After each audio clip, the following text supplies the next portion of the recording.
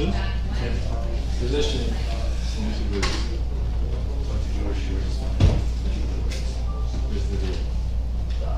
In June, we had a meeting on that day. Somebody applied on that day, on the 17th. So we didn't make the 20 days, even with, so just the way that we're set up now, we didn't say anything, but I just moved to the next application. We didn't leave until the 14th when they met.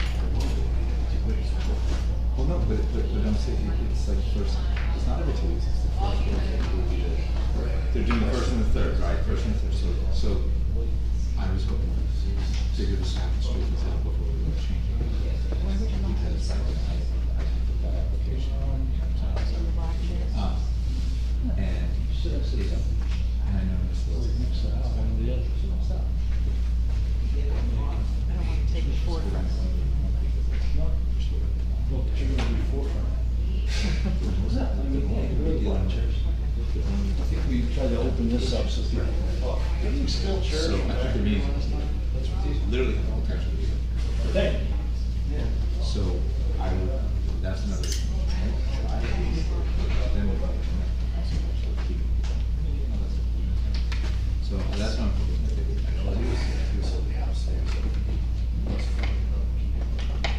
Oh, that's true too.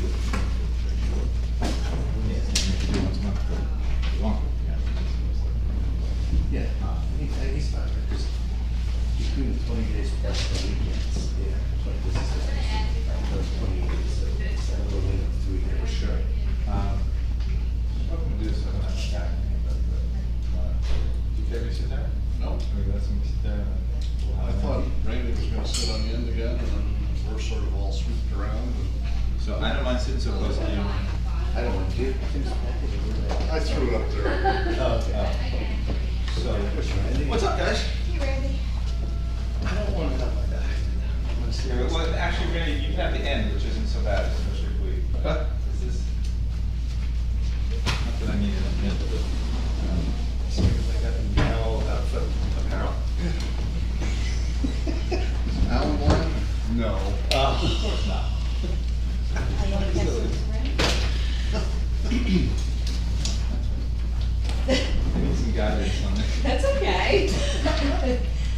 I was thinking ahead, I had the agenda ready for you guys. Until like, November. Until it's not 90 degrees? No. At least. Until it's below freezing. I changed over to Crocs. It moves out. Sue took a picture of me in Santa Sled last year where he flip-flopped. Yeah. We're streaming. I like it.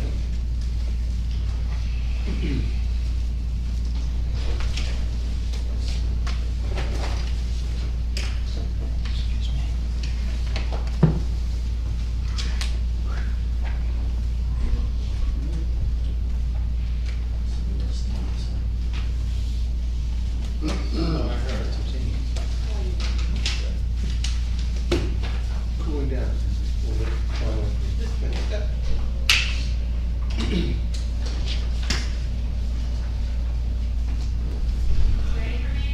Yeah.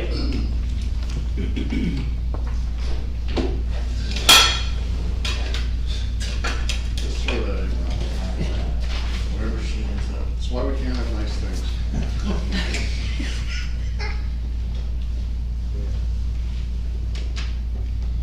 It's like Middle of summer and 90 degrees and everybody's on the beach.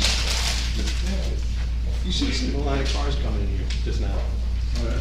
Yeah, I had to wait for like 5 minutes to cross Lincoln Avenue. It was across the tracks, down Memorial Drive, almost to your building. Right? And it's only 2. They usually don't have Well, they're all driving around trying to find something that's open. I think there's lines here. And we're here. Something down the beach. Yeah. Just waiting on you. Craig's not here, but he's gonna be, he's 2 minutes late. He's stuck in traffic too. Keep us called. I can sit here. Yeah, I got it from that seat for a reason.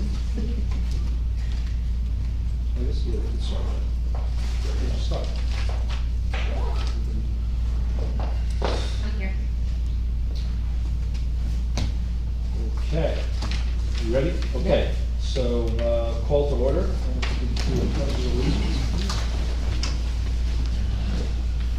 Pledge allegiance to the flag of the United States of America and to the republic for which it stands, one nation, under God, indivisible, with liberty and justice for all.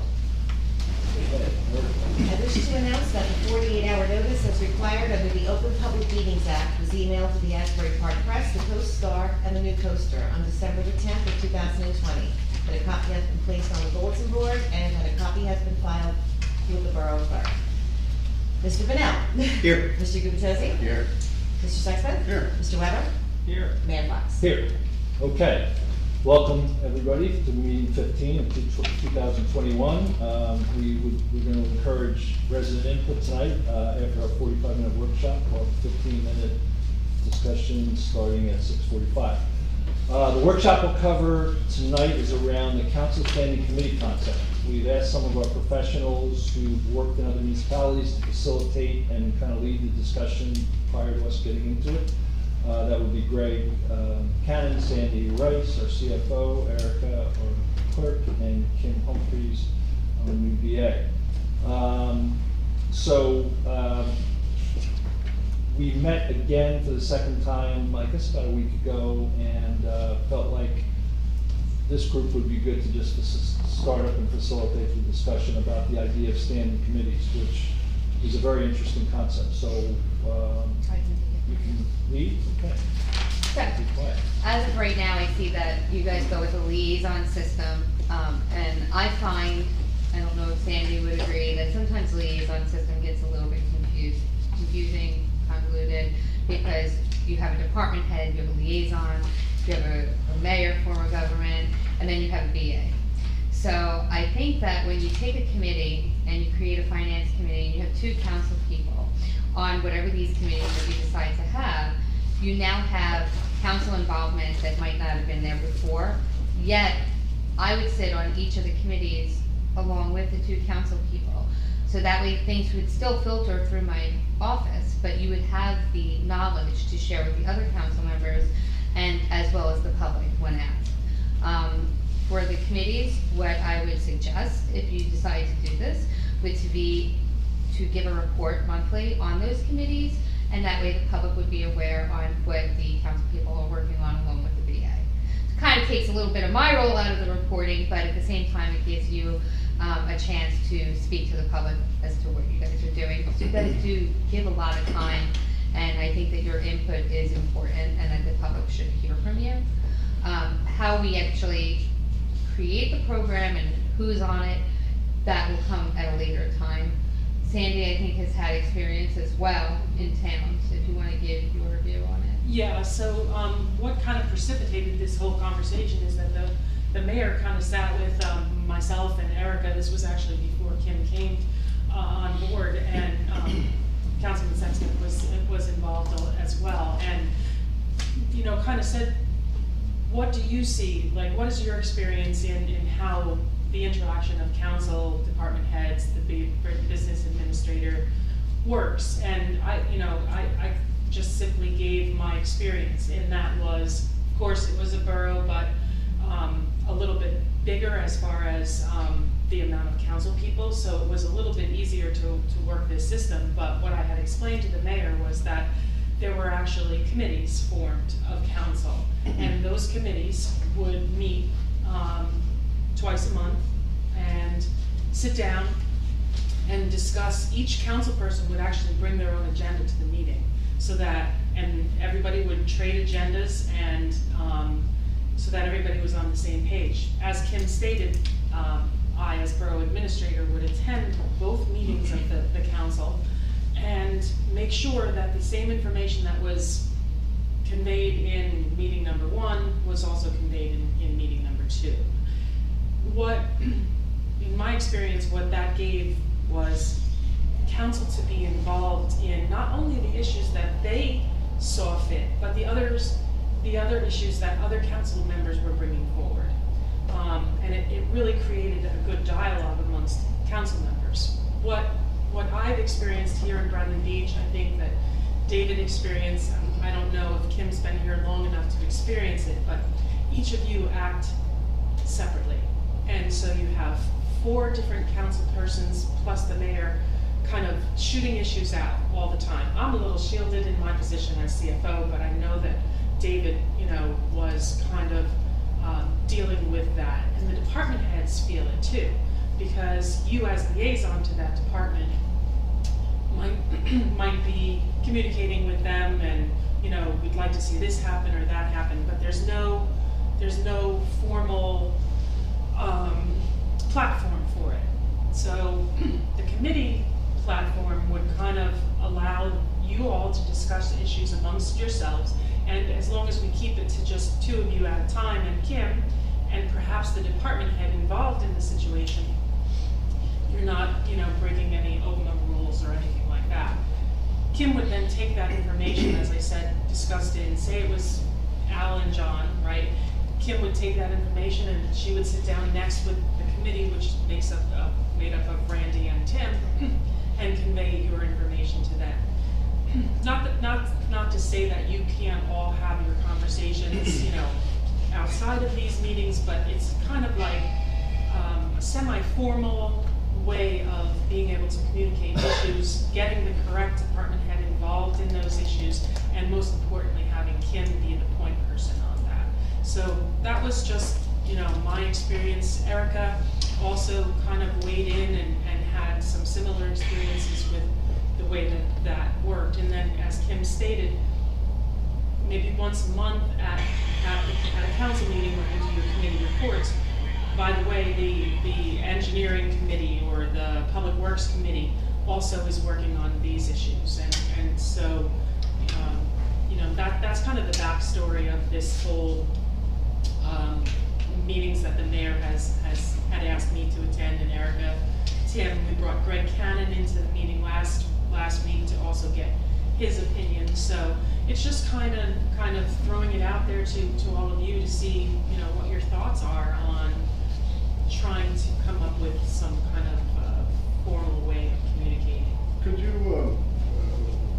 one of you, both of you, talk a little bit about process flow if a resident brings up a concern to one of us or to one of you, or one of us has an idea about a revised ordinance, or we hear something from the planning board? Sure. So you want to know the current process or the proposed process? I'd like one that works.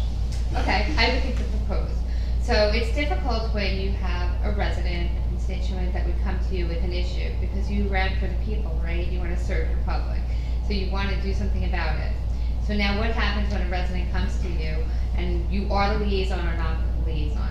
You have the person come to you. You then have your committee people that are on that committee. You can discuss that with them and copy me on an email, and then we discuss that issue when we meet. If it's something that I handle immediately, that I can handle immediately with the department head, of course we would act on that item immediately.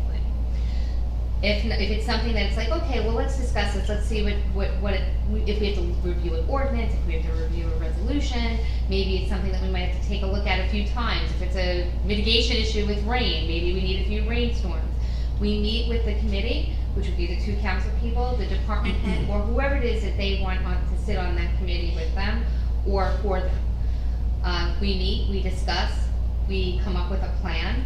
Now, sometimes maybe the committee, the council person might not have the answer for that problem, but between the department head, myself, and if we need to involve any professional, we can then get the answer, and then the council person can respond back to that member of the public. Meanwhile, I, Kim, can go ahead and respond to mayor and council and let everyone know of the important decision that was made if it was prior to a council meeting. Is that clear enough? What's the advantages of using this committee system? I think that there's multiple advantages.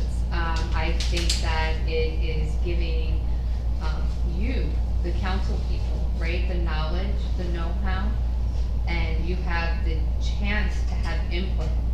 And maybe it's not exact input that you might need in the situation, but it's the knowledge and the communication. So if you, when you're sitting with the DPW superintendent and myself, we might bring up issues where, in the private world, you would handle something absolutely totally different than what you would handle it in the public world. So you would hear us say, okay, well, we have to quote that, does it hit a threshold, is this required for local public contracts law? So there's a whole world that you'll actually be introduced to as well, which you might already know things about, but for that certain problem, it'll give you more insight of why we need to go about it a certain way. There's just so many moving parts. May I add something to that? I think that it would also give all of you a sense of empowerment and confidence when we come to a council meeting. I know that sometimes Erica struggles on a Friday afternoon because things that you might see on the Friday afternoon agenda, not all of you are aware of. So these committee meetings would allow you the opportunity to actually be in the process of deciding what goes on the agenda. So, for example, Tim and Randy say, we'd like to see this matter come on forth on the agenda. It's not until after it gets to Al and John that Kim would actually say to Erica, put this on the agenda. So even, kind of backstage, you guys are all kind of aware of things that are happening and that are going to be on the agenda and have had a chance to discuss them before the agenda is printed on a Friday afternoon.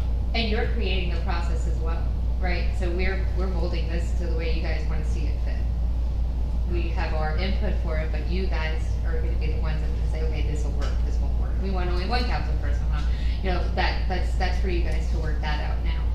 So one last big ticket question, and I'll shut up and let everybody It's not gonna cost ask any theirs, money. is what's the flip side is what's the downside to moving to this model?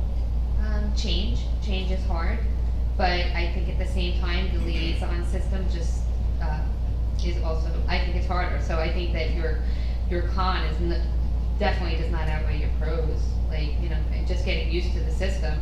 It's a good time. You have me that just came in and we would start up, this is the way we would do it. I would like to see it done, if we could test it out by resolution, and then you could, if you see that it works and it's something that you would like to adopt, you could go move forward with an ordinance at that point to set up your committees. Because I don't know, that's a whole other issue, but you have to make sure you have committees by ordinance. You just can't create them.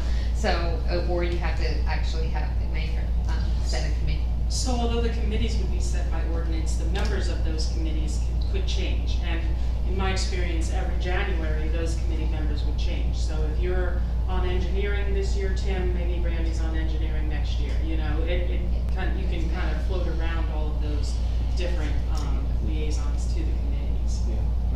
And are those changes in personnel, is that by resolution, or can you just? Yeah, you do a resolution for Yeah, committees. resolution for those changes. Usually at the reorg So, meeting, yeah. Okay, so an agenda. Yeah.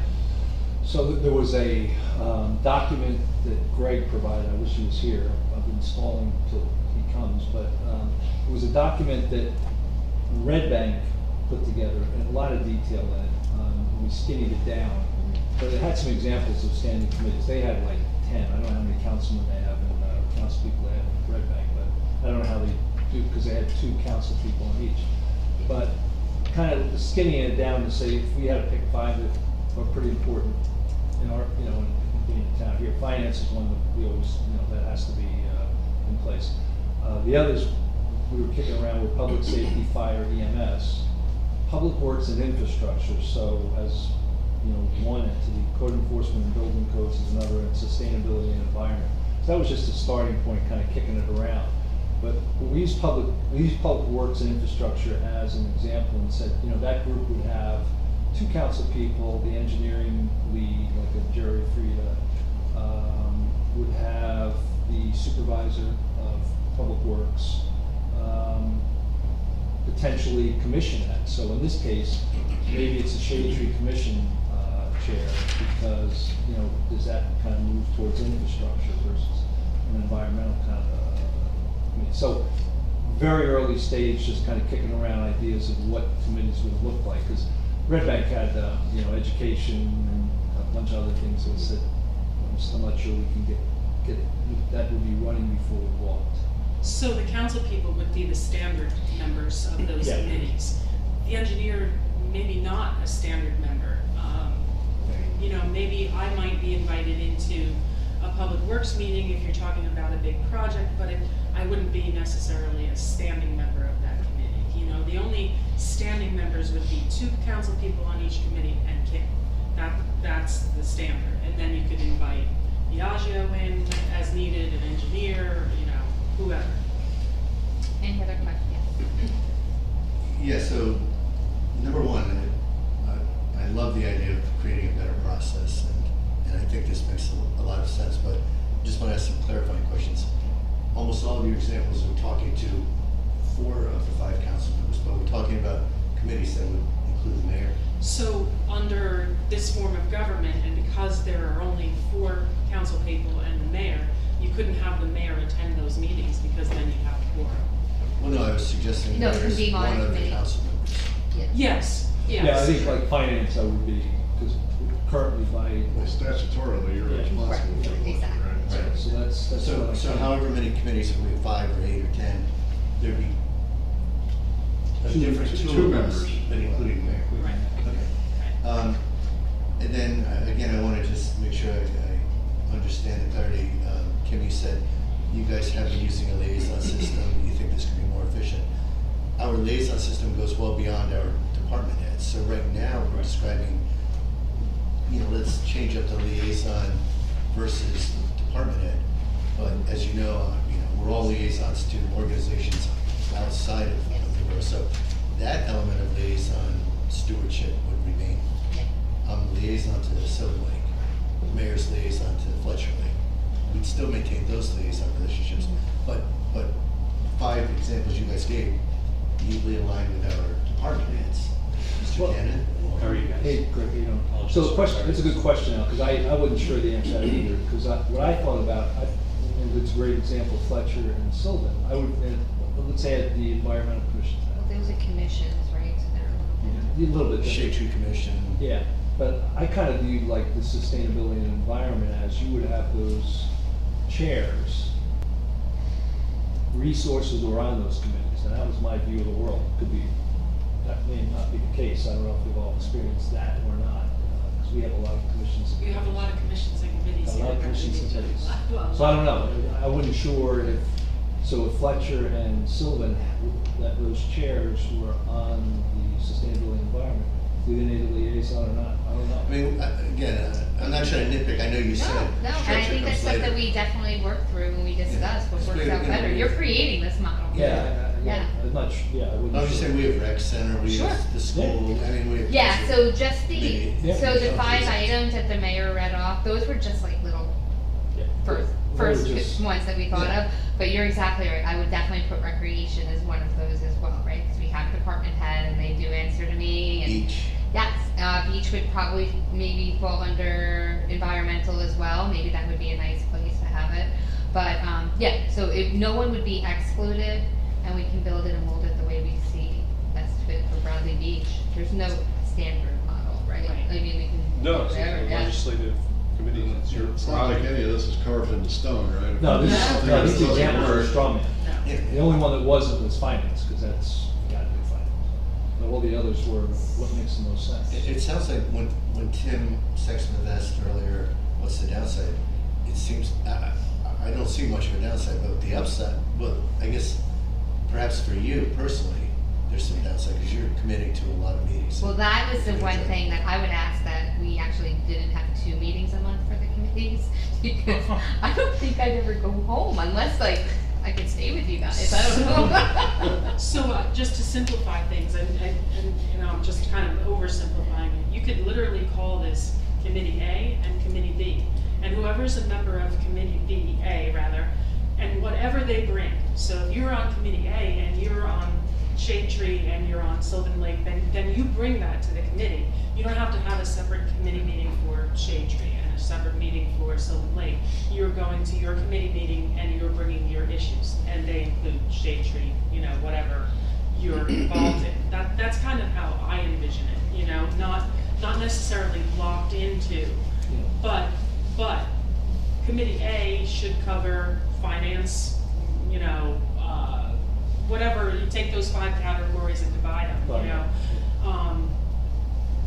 And that way, Kim's not attending 8 meetings a month, you know, she's attending to. I mean, I do think some of the work still has to get done. I mean, for example, if you've got a committee that is sustainability, and if I'm not on it, but I've got a Shade Tree Commission issue or a Sylvan Lake issue, I can't go to that committee meeting if I'm not one of the two councilmen, or we have a quorum. So we have to work through some of the logistics. Right. But that would be the forum through which you brought the issue that Shade Tree had or something The like that. BA is the traffic cop. Right. Yeah. And maybe the Right. chair of that committee, Right. Sylvan Lake or Fletcher, are the people that go. And I wasn't sure, are you talking, so would you do a monthly, could you split this thing and have one group, one meeting and the other, so you're not doing it? You could, it may not mean we have 2 council meetings a month, and it, depending on the amount of issues that are kind of happening in the background, employee, complaints from the public or whatever, you know, you may find a need to have more than one. Where I worked, we would have a committee meeting prior to a council meeting. And in those committee meetings that were prior to a council meeting, we would discuss agenda items, any upcoming things, any things that the council were going to report on, those types of things. So like, I guess and then where I did committees, it was a tad bit different. It was almost like how you have your Shade Tree meetings scheduled. You have the committee meeting scheduled the same day, same time, every month, once a month.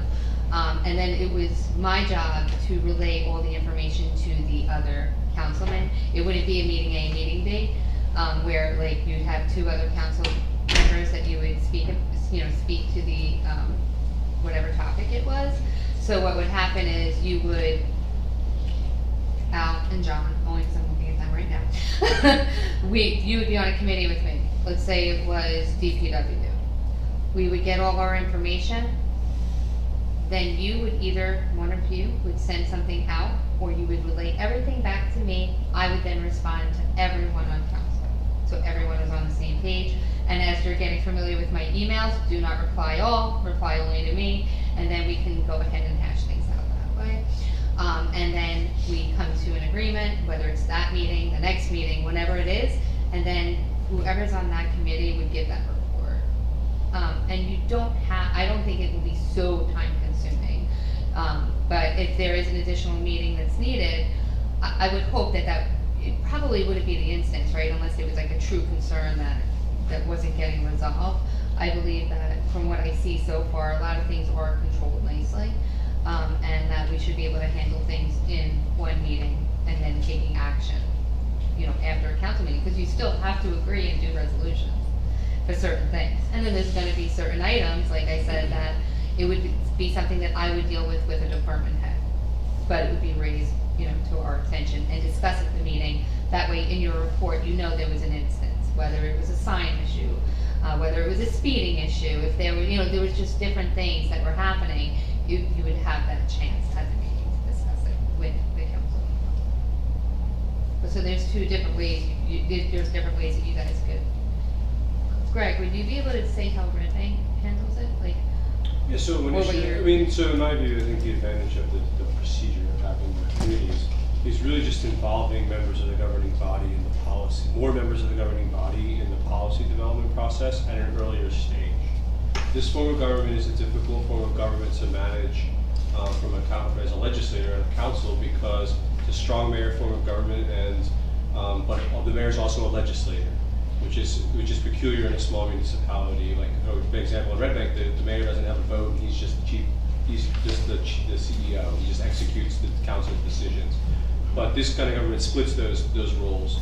And so I think one thing a practical difficulty I think that the people that work for you have encountered is, this is a beach town, and there's a lot of problems that arise on a very quick basis. And the solutions don't necessarily come about right away. And so, so for example, the garbage ordinance, right? We identified a very practical, equitable tax problem by a department head, developed an administrative solution. We came here, we talked about it at first, but the council really hadn't been engaged on that policy level yet. So then you have your employees feeling they have to answer to both their bosses and the public at the same time in a workshop. Or someone comes up with an idea, within the administration, and Kim or the administrator are saying they start to run with it, and then because the council's engaged at a later stage, like really through the council meeting process, we found out that was a waste of time because no one's on board for this.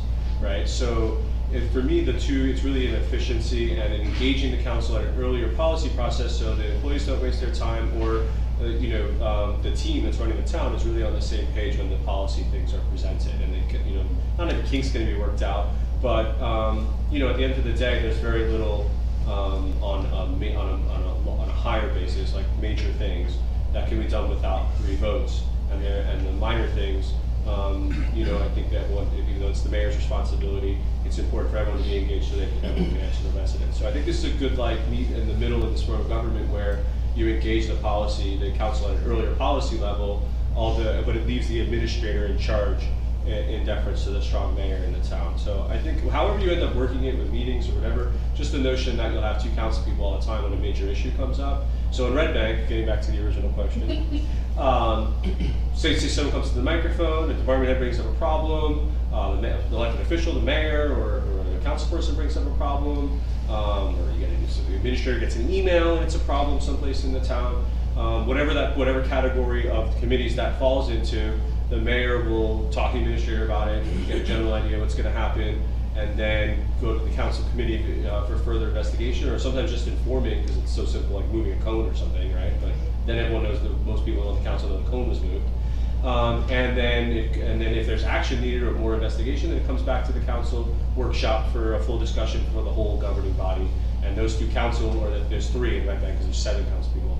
So like the chair of that committee typically leads the discussion on, the parking utility or the, park hours or whatever it is. Hey, we talked to a bunch of people, we sent out the survey, this is what we found, we want to move forward with an ordinance on X. And then it comes back to the people who work for you, knowing that like, oh, okay, cool, people are on board, it's been investigated, we're not going to hit a dead end on this, and then we run with it. So it's like investing a little time up front to kind of not have things linger on and on workflow. I see it more as a workflow. So inherently then, in our case, we've got 5 people on the council. You have 2 on a committee, so you would think inherently, if they're working on the same committee, they'd be agreeing on a particular issue or bringing something forward, or if they didn't, why bring it forward? I mean, a lot of the issues that are handled by the committees, in my experience, are very practical ones. Yeah. They're usually physical problems. Problem, yeah. So there's like an answer to the problem. It's just a matter of when these meetings are going to happen. It's a formal process by which there's a meeting where the council people are involved in determining, talking to the department head, figuring out what the underlying information is. And then there's usually a right answer. And then if it's debatable, they bring it back to the workshop and it's debated out like any other arguable issue. But they come with some data, so like that argument isn't esoteric or hypothetical. It's, hey, here's some data that we found. Do you guys agree with this or do you not agree with this? Or do you want more information? And then either go back, they decide, they throw it in the garbage can, at that point. Right. It doesn't stop disagreements or policy disagreements, but it engages everyone at an earlier level so that when it gets to the decision time, everyone's not asking like preliminary questions, like functional. I've been on tons of, discussions with any one of my council members, including the mayor, where the 2 of us, whoever those 2 are, don't always agree. So it's not like guaranteed that you're gonna have agreement, but I agree 100%. Getting the groundwork done, doing a lot of the homework, doing a lot of the research, asking the questions of our department heads and so forth, could be a huge step in efficiency. And that's the beauty of those committee meetings, because you may not agree. And so you might say, well, Al might say, I want to bring something to a work session. John may say, we need to do way more research before we bring this to a work session, right? So he's kind of cut that off, but now the work can happen to do the research that John wants to see before actually discussing it in the work session. The only thing I'm just struggling on, because I know you're still working this, it's not defined yet, is the notion of, it's very clear for me to understand when you say these committees will align with our department heads. But when we start saying how it will interface with commitments we have to Southern Lake, Fletcher Lake, the school, the library, whatever, the Arts Council, I'd still like to better understand what kind of liaison work or how that interfaces. That's a good question. Right, so you're saying that if you're on Sylvan Lake Commission, and you're on DPW, and there is a Sylvan Lake meeting, are you thinking that you can't be on both, or is it that you're afraid that there's 3 representatives that would be? Well, no, I guess what I'm saying is, if this is more narrowly defined, these committees, to align with our department heads and/or borough-related activities, rec center and so forth, I mean, that's easy for me to comprehend. But if you say one of those committees effectively will blow up the other liaison relationships so that I'll no longer liaise to Silver Lake or Well, something. those are set by ordinance, those commissions, so Well- those are, yeah, so we wouldn't have to touch them. Well, the They would commission's just- set by ordinance, but there's no ordinance that says we have to have a council liaison to that. Am I correct? I think don't that's- know. I think the commissions have council liaisons. Yes, Yeah, Those They- lake commissions do. I have to check. I would have to I check have the the ordinance. ordinance right on my desk. So, to answer some of your questions, it's Wait, wait. interactive. So, like, the department heads are the 5 things we know that we take care of on a daily basis, right? So that's, I think the notion is dividing the functions of the town, parallel to what it is. But like, if you're on, one committee and they wanna take on Sylvan Lake, like you're on the environment, like, when these issues come up in that context, it's, a lot of it is interactive, like, Kim will email everyone, what committee do you guys want to handle this? And then typically, like, in Red Bank, there's a lot of stuff that goes over public safety and code. So, it depends, like, maybe public safety has a lot to do, they usually have more to do. The code committee will take on, something that has to do with fire lanes or something like that, even though it's really public safety. And they they interact like that to try to keep the workload kind of balanced. It also has the other function of dividing, we divide the functions of the town that way. So, everyone has a tendency to work on what they care about or what is important to them, right? And whatever one organization you're part of. When you delineate it amongst the 5, there's nothing that gets left with just Kim, right? Then she has to talk to council people about everything, which is an important part of this dynamic as well. And there's nothing that's gonna be missed in day-to-day operations if there's 5 committees and 5 department heads. Kim knows who she's talking to about each thing that's happening. So I think that's the idea behind dividing it, to make it parallel to the town, because we know those things that can come up. And it's not to leave Yeah, people well- out, it's actually to include everyone, so the Yeah. communication. And that's why the straw man is kind of these, public safety. But I think you guys are gonna have to decide on a rolling basis, like, there's gonna be some weird thing that doesn't fit into one of the, Yeah. and you guys are just gonna have to Right. decide where it's gonna go. And then that would be a place where Kim, in my experience, I would, as administrator, also bring issues to the committees, right? So Kim, that would be Kim's opportunity to speak to all of you, about the issues that she has on her desk as well, so. And again, not trying to beat the dead horse, but there could be situations where 2 council members are on one of the committees, but the 3rd council member is the liaison to that outside entity. Sure. Sylvan Lake, I'll pick on Sylvan Lake. And I'm the person that is going to those Sylvan Lake meetings. John does this with the Shade Tree Commission. I mean, we all go to those meetings and we liaise. Now, we want to bring those issues to the committee. 3's a crowd.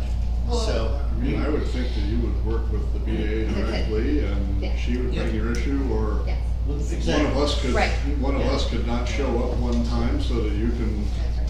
Yeah, no, but that's Right. that's the fine print that I just want to better understand. Right, so I mean, what we would do if we had 3 that were involved, which I really don't see that being a problem. So if you have, let's say, a code issue, so now you have the code committee meeting, right?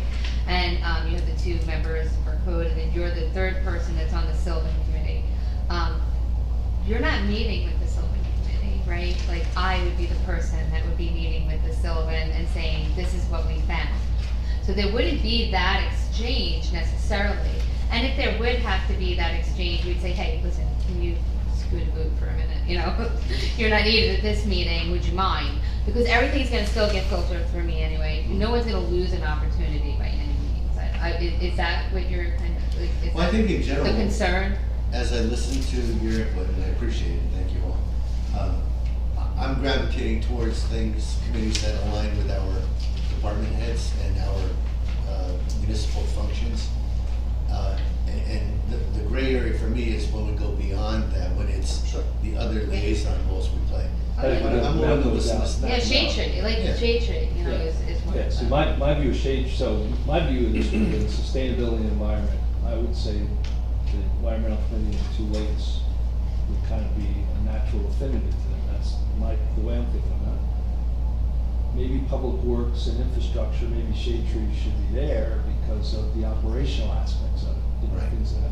And again, these are Right. just thoughts. And Or maybe you just leave it above the system. Well, I was gonna say, So like, there's a River Center, Downtown Alliance in Red Bank, and there's a council liaison to that by ordinance and statute, actually. And so, they don't bring any of their stuff to committees, that's actually So they just reported at the have- meeting, yeah, so. Right. If you just wanted to have the lake commission just report back to the full governing body, because it's a shared service, you can Probably do that too. Yeah. just map them all out and say. Unless who's there or not there. there was an issue with, say, the shade tree that DPW needed to Well, address. so that Right. liaison comes back, I think, Right. I'm sorry, I didn't mean to jump in. Go ahead. So like, Ed Zivich, who's the county's liaison to River Center and Red Bank, he'll come back to the meeting and then he'll say, hey, the garbage can's on here, here's the list from River Center, and he passes it to the DPW committee. And then they take it back to their And meeting. then it passes it to the finance committee because they need purchase orders. Right, so I'm just saying, it could get a little convoluted. No, why? Because you That's your haven't job. been- yeah, I was gonna say no, because that's my No, job, right. That's the part I love, that Yeah. you're the constant. Yeah, yeah. I'm just saying the devil's in the details, and I'm just giving my opinion, I'll let you guys talk, but I think it makes a lot of sense. But I do think the structure will seal, once we all understand functionally how it But works. the structure may actually develop over time, Yeah. after you've Yeah, done it a so couple times, that's you what may I'm say, this works, but this doesn't, Well, if we're gonna put it in an ordinance, though. Well, Have so that's some why Kim structure. suggested, do the resolution first. Because Do we it, check it, right, yes. and then if you See wanna what works and doesn't work. solidify it, you can put it into an ordinance, but you don't have to do that right away. And remember, day-to-day functions will still happen. We won't always wait for a committee to meet with another committee. We won't do that, right? Nothing will stop this continuity in government, right? So everything will continue. Yeah, everything will continue. And But that's a without good point. knowing. Yeah, that's a good point, because there is a lot that any one of us might tackle, because we're the only person available when a resident's brought something to us, and the committee just met yesterday, they're not meeting again for a month, so to So your then you point. come to me and I, say, okay, well, I'm gonna get in touch with this person and let them know we're looking into it, or, we triage it. One of the major advantages of having 5 instead of 7 is that if you are to have an informal meeting in the porch with a couple drinks to go over numbers that you got from someone picked up in town hall that day, that's more difficult when you have 3 and 2s. You could certainly meet in between by yourselves to go get to the next step and then go back, stuff like that.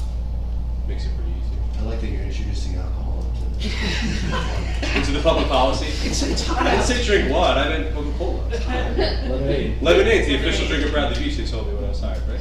No? Lemonade, Coca-Cola. Something like that. Mayor, can we just talk about ordinances for a minute? Sure.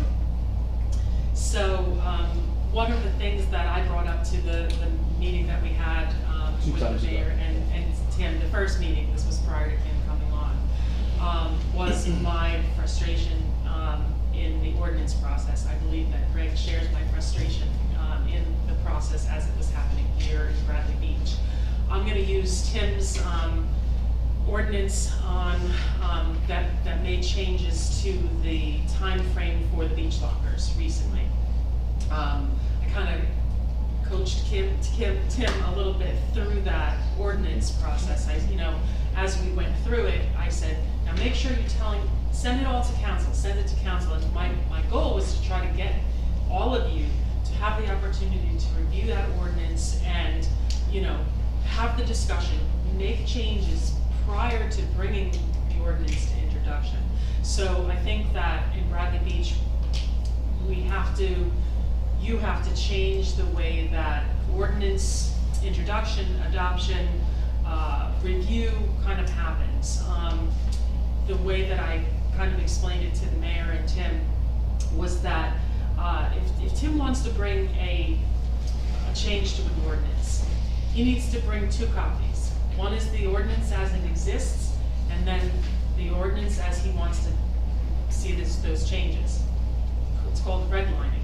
Literally, make red lines through the existing document with the changes that you're going to see in the. Al, you know how to do that? Never heard of that. But at that point, so you can either bring that redlined document to your committee meetings that you're gonna have, or, at the very least, inserted in all of the boxes that lie in the main office here, so that everybody has the chance to see it. And if you're gonna have a committee meeting, and it involves the planning board, Mr. Shook should be invited to that meeting to sit down and review that ordinance before it comes to introduction. Do all the back work, all that crossing out revisions to the ordinance prior to the introduction.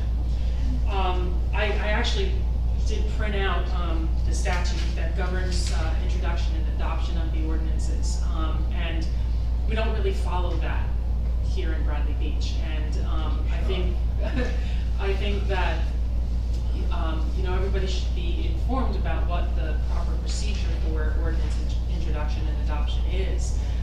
The statute actually says that on introduction, an ordinance can be read by title only, meaning that you don't have to go through all of that discussion, and you don't have to go through reading each individual section of the ordinance, right? Because you're introducing a change to the ordinance. The ordinance then is made available to the public. The public can come and get copies of this changed ordinance, and if they want, they can get copies of the old one and the new one and put them side by side just like you did. Then you have a public hearing on that ordinance. That's the public's opportunity to speak. And that's an adoption time? Well, It's the same oftentimes it is done on the same meeting as adoption, but it doesn't have to be. Okay. The statute says that the hearing has to take place at some point. Right. So Right. many, right. Okay. Yeah.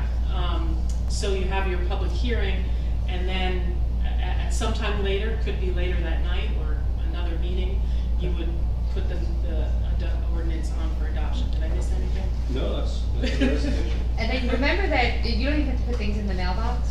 You have me. Say, Kim, I want to look at this ordinance, this is what I want to change, and I'll distribute it out to everyone in a please do not reply all, reply only to me email, and we can start a working document that way. Sandy's absolutely correct, because sometimes it gets chaotic when you introduce ordinances without a complete review for mayor and council. Great intentions, but sometimes there's just different things, there's different areas that people have experience in as well, so you might not think of something when you're amending an ordinance or creating an ordinance. So I think it's definitely will streamline the process. Organize our project. I mean, for me, so I have to tell you, I guess this is a bit of flattery, but you guys are amongst my favorites to write the legislation, because you guys really do read it and you cross stuff out, and it's actually a really interactive process. A lot of places, until I want this and I have to figure it out and write it, and you guys are really good with that. But I think one of this committee process will help me, because I literally have a whiteboard in my office of whose ordinance is whose, and who I have to call and figure out who's on what. And so the division of what the ordinances might be in any particular domain, I think it will be helpful to me in terms of tracking and I know there's over this last year, there's been a few times where I think someone asked me for something, and then I honestly thought it was someone else, and then it was 5 weeks later I got back to them. So for me, that's my biggest thing, is who I owe what and where. I had to start a board to track that, and I'm hoping this committee process will help me get, pinpoint that. Again, I think everything I've heard that I like has to do with making sure, one, that we're being efficient, but two, Sandy, you just said this a minute ago, that we still give the public that opportunity to weigh in. The one thing I wouldn't want to do is introduce an ordinance and not have that public opportunity to provide feedback. So I'd like you to, make sure that everybody has copies of this statute that I have here. I only have the one copy tonight, but so you can. The public is absolutely entitled. They actually call it a public hearing, so the public has that opportunity to speak on that ordinance. But there's procedure surrounding it. The mayor has to actually open the public hearing and close the public hearing. You've been through it before, but and so that's the piece that it just in my observation I feel is missing is kind of that order, right? And I think that's the goal of Kim, myself, Greg, Erica, trying to just. I hadn't thought of it. I know that you all like to hear the public's input before you take the final vote or consider that. I didn't take the time to do that. I didn't thought of segregating the adoption from the public hearing, which you could do. You got at the public hearing, you got comments, and then you wanted to change it, and we don't always have to vote right after the public hearing. Right. So I know Yeah. that's, I've heard that complaint from the Right. public here that, oh, you're having a public hearing, but then you're gonna vote on it anyway.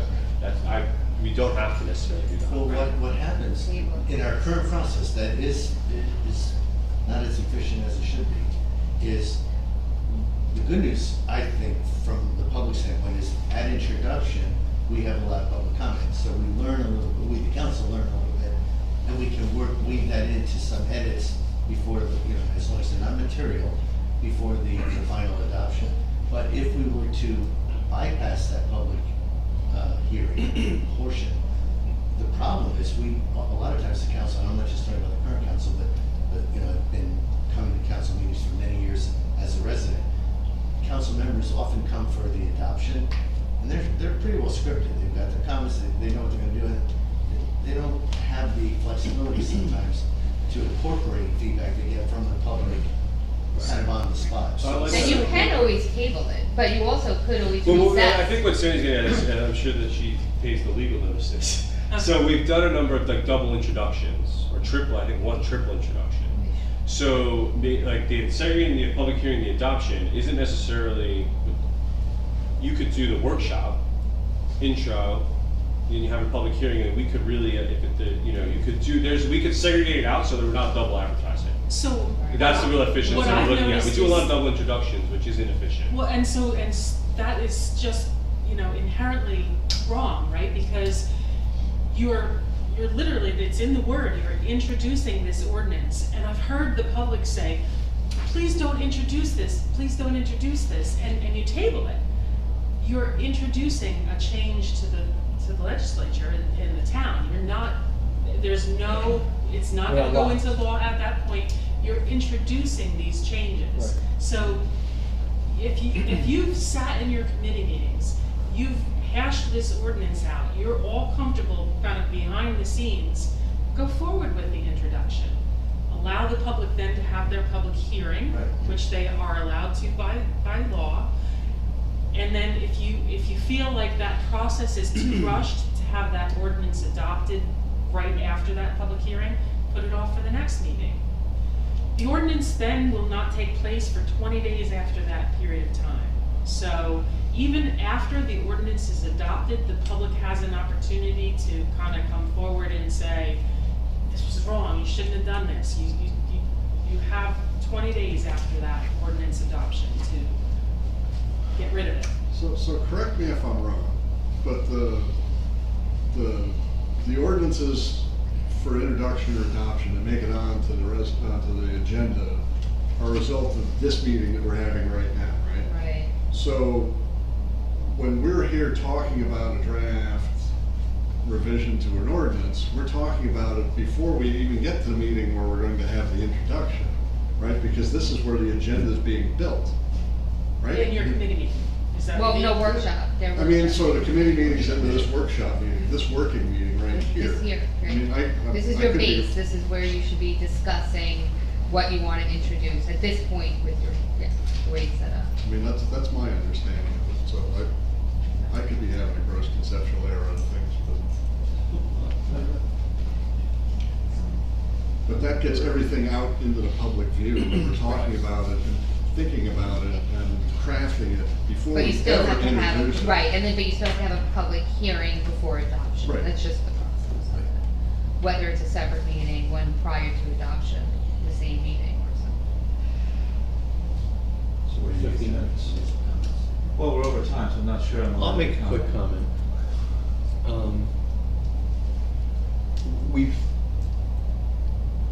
increased our communications exponentially in the last 4.5 years, particularly in the last year and a half, between council members. And we already have 2 liaisons for each liaison duty. So I really don't think we're very far from what you guys are looking for. It's just a little bit more organization under there. So it's good work. And I can't wait to actually do this. I never thought the liaison system made a lot of sense. I'm trying to think of how we got to that system. I actually think we used to have committees way back when, and then somebody realized like, oh, this is actually like work, I have to go to the meetings. I can't skip out if my fellow council person's gonna be there. So in previous council, I mean, we literally had committees that had liaisons and the liaison never showed up in years. And so that was not a good system. So this is a good system. I can't believe we just talked about this for 50 minutes because I thought we're all like, yes, let's do this. So let's do this. Devil's in the details. Yes, I don't think those 5 covers everything. I think we need some other kind of, and I just want to know the disposition of the current liaisons and liaisoning, but I would be happy to get going on this. This would be great. Thank you all for your. Great, so what do you guys want to volunteer for? Yeah. Horse meetings. Yes. Drink that lemonade. So, public, any public comments, people wanna come up and, I'll second, open up for public. Mr. Bennett? Yes, yes. Mr. Gubatose? Yes. Mr. Sexton? Yes. Mr. Weber? Yes. Mayor Fox? yes.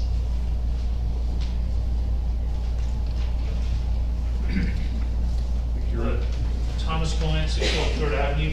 Again, thank you for the workshop, Mayor, because this is a very productive process. As a councilman in Manasquan, we did the committees. It was nice having another councilman to bang it off of on any issues, so you just weren't out there on your own. So I think it can be very, very productive. And the exchange of information is much better and clearer. That being said, I think that over the last 6 months, I think we've utilized the workshops very well to bring the ordinances very smoothly to a final reading and approval without bumpy roads. Previous administration, it seemed like we had a lot of, we'd run out of gas at the introduction, because the public would come out, there'd want to be changes. I mean, you've created a very cohesive process over the last few months, and to Councilman Sexsmith's comments, I think that's a good way to go and continue that. Thank you, Mayor. Good. Anyone else? Has the actual meeting started yet? No, in 7 minutes. Okay, that's right. I'm sorry, that's. No, it's okay. Good question. Well, I didn't want to say. If there's no other questions, we can start the council, you want to just start in 5 minutes? You have to start at 7. You have to what? You can tell the regular meeting at 7, have to start at 7. Okay, so we got So we have 7 take minutes recess. of stretch. We'll play the quiet game? No. I lost the running. I lost. I'm the lawyer. Good, good. Yeah. Odds on me. Play uncomfortable pause. I'll lose. Do we actually have to adjourn this meeting or no? Yes. Yes. So I'll make a motion to adjourn this. Second. All in favor? Aye. Okay, someone just hand me one of the workshop agendas, please. Let's get to the workshop. Start. Ran late and still ahead of schedule, right? I can't, oh my goodness. I wish I was there. That's, I enjoy it. I always miss the good stuff.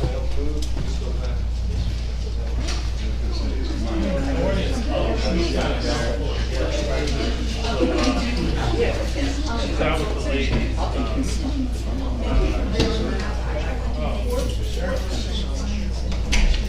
Oh, it is? Mayor? Yes.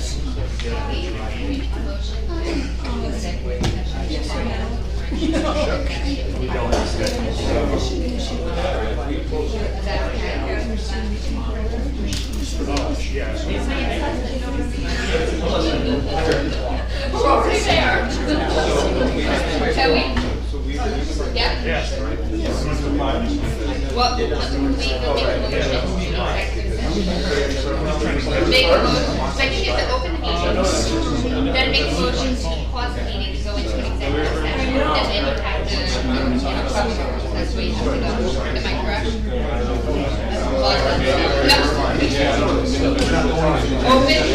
Open, then make the motion to go to executive session.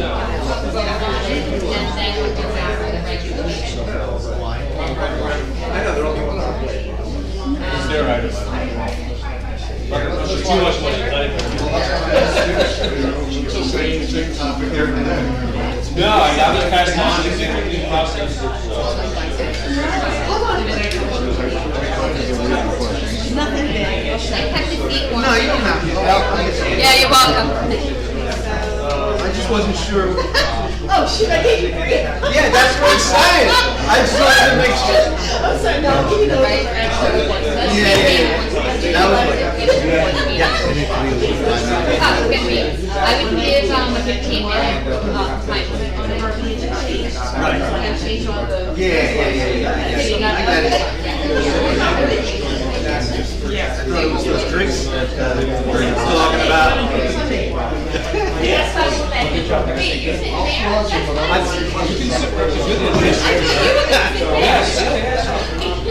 That's fine. This boss already. Gotta make sure you don't work. But it's not an Play the name game.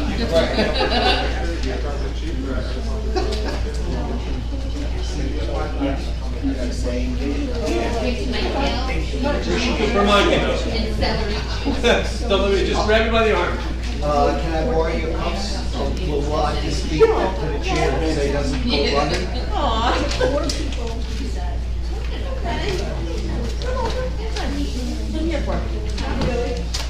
Well, you should, I can't think of anything else to care for. You shouldn't leave till after you Thank you, Nancy.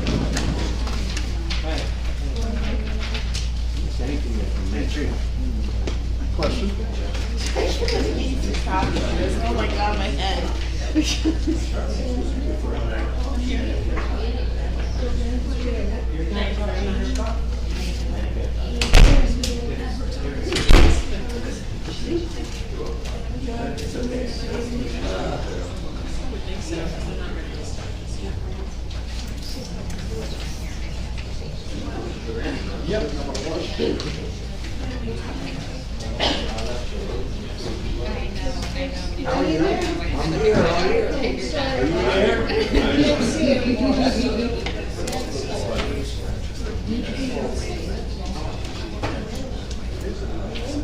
Oh, yes, I got the.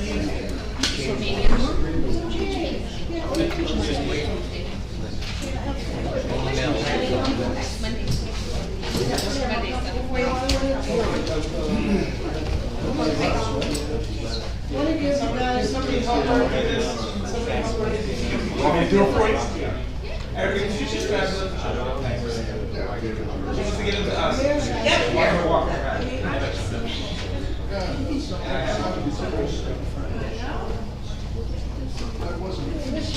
I miss you too. God, you're a great one. There he is. There he is, the man of the hour. Man, the myth, the legend.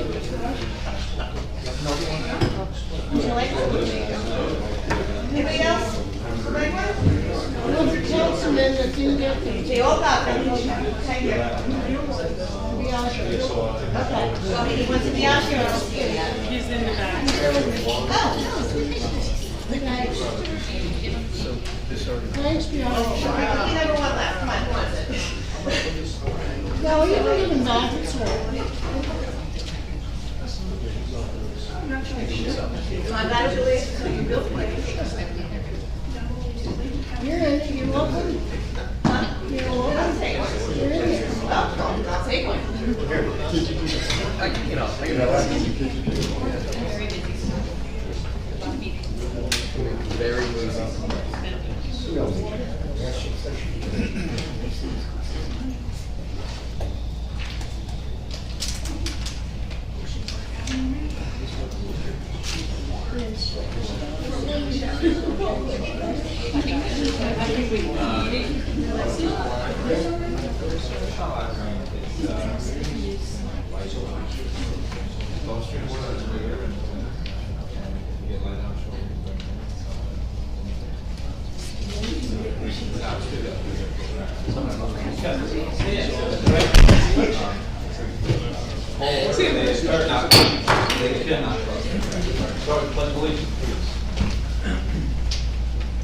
Allegiance to the flag of the United States of America and to the republic for which it stands, one nation, under God, indivisible, with liberty and justice for all.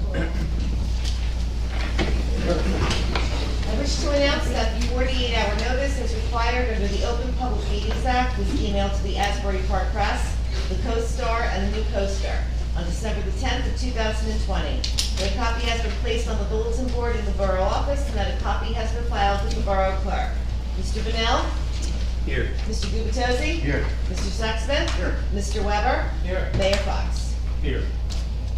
Okay, I'd like to start this meeting on a kind of a, not a great note, by asking for a moment of silence for one of our citizens who passed away on July 19th, Bob Quinlan.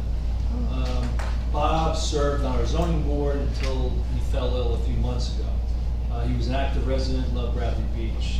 Bob and Kate, his wife, were Gold Star parents of John, and leaves a daughter Susan, a son-in-law, and 6 grandkids, along with 1 brother. So I just ask for a moment of silence for Bob.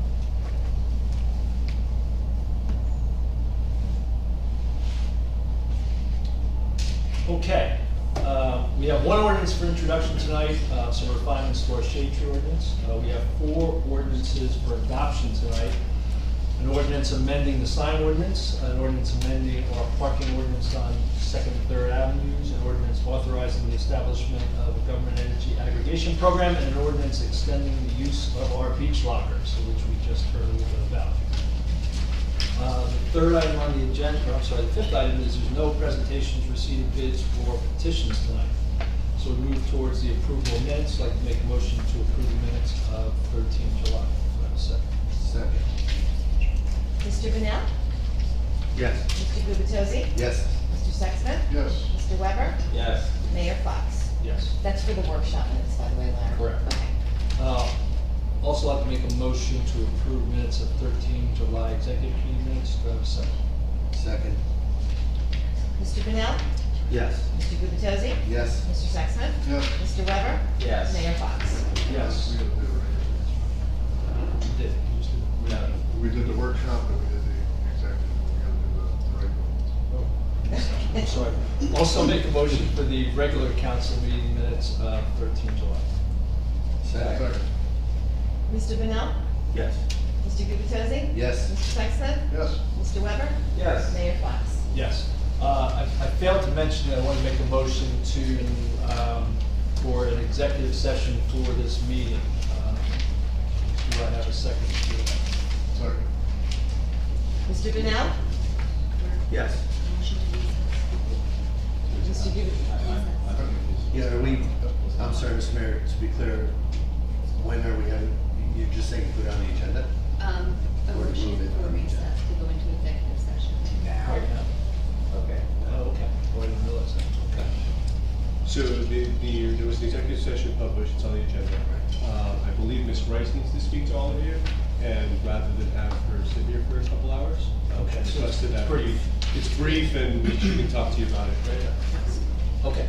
It's on your Sorry, I side. didn't know we were going to recess. I thought, yeah, I'm sorry. So, Copy, great. recess for right now. I believe it's personnel, correct? Yes. Great. Thank you. I'm sorry, who did the second? Well, so there's a, what's So the motion is to recess now. Recess. For an executive session. Yes. Second. for a brief? Brief. Mr. Bennell? Yes. Mr. Gubatose? Yes.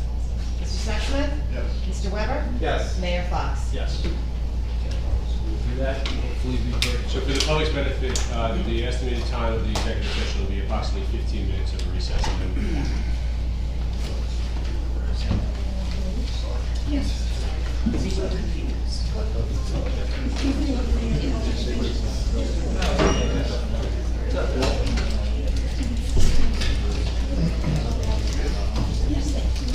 Well, they usually don't have this on, because they had to work, and they have to have a break. I'm assuming.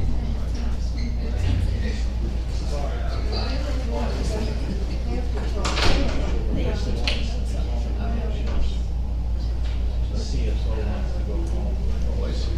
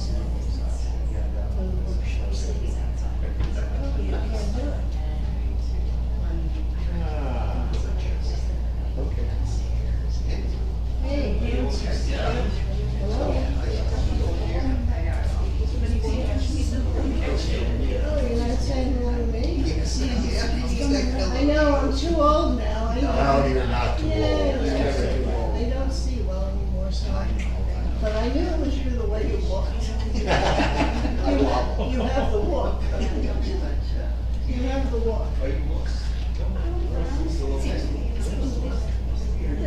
haven't seen you.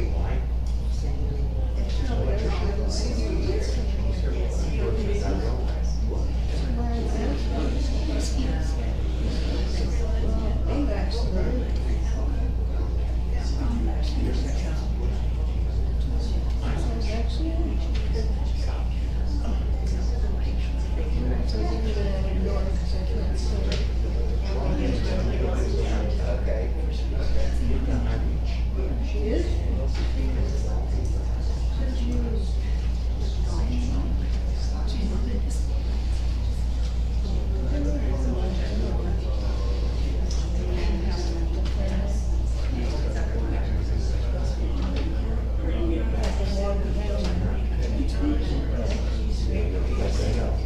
You wouldn't even die.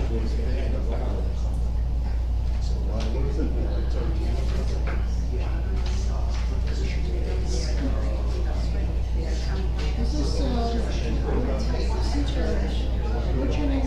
TJ. Teacher, yeah. Oh, thank you very much. Hoping you're all gonna come. No, we've done it already.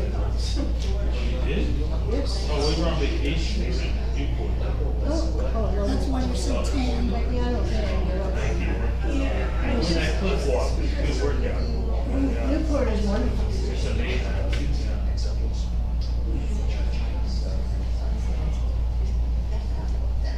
I want to go back. I sang there 100 years ago in the management with the Meadow studio. Really? Yeah, we did a program for the community there. Oh, wow. You know which one? Which one I is good? really don't remember so long. It's wonderful. Yeah. No, a lot of people share, you know, I mean, the Jonathan Nicholas Brown station was sold, but they were very philanthropic. They stayed there all the time. That was now owned by New York Athletic Club. It's also a lot to maintain those things. Oh, they're palaces. I still don't know how to do it. You know, with what things cost. But it was very busy. They're definitely getting a lot of activity. Oh, absolutely. Beautiful. Very comfortable crowds. It was good.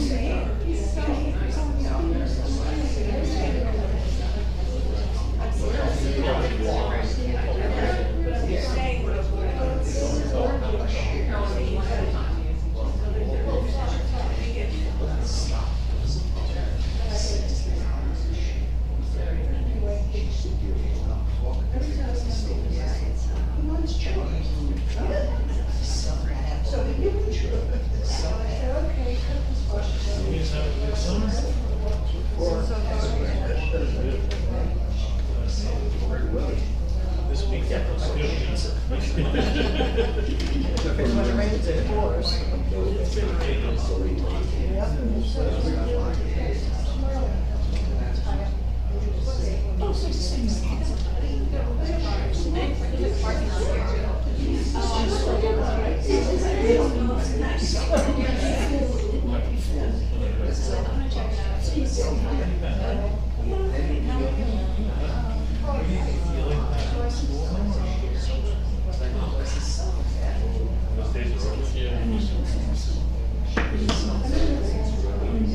Yeah, I'm supposed to do that. I usually go back October 1st, but honestly, it's just how my beach stuff. I haven't been relaxed. When I'm doing that.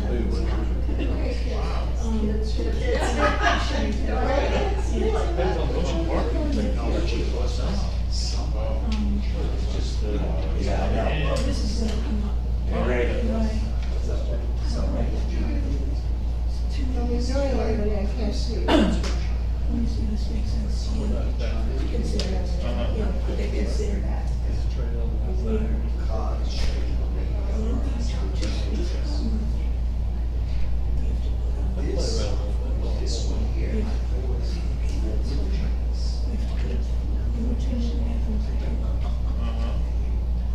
Yeah, that's gotta change. They never should. Huh?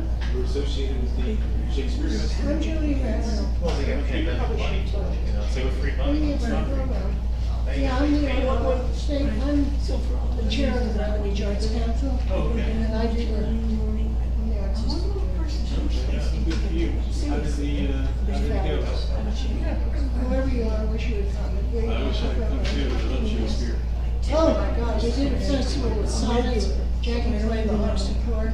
We had two professional singers. Actually, what do you read about? We did sonnets, we did little bits and pieces of different Shakespeare plays that I did. I did Queen Margaret, just the one. And then the old lady told me, I did just, I did one sonnet. Okay, you two have the IC here, you signed with the layer pieces or something? Richard's third is not Richard's. Well, no, I did 2 years ago, I did, Macbeth. No, not Macbeth. Juliet, actually, I did,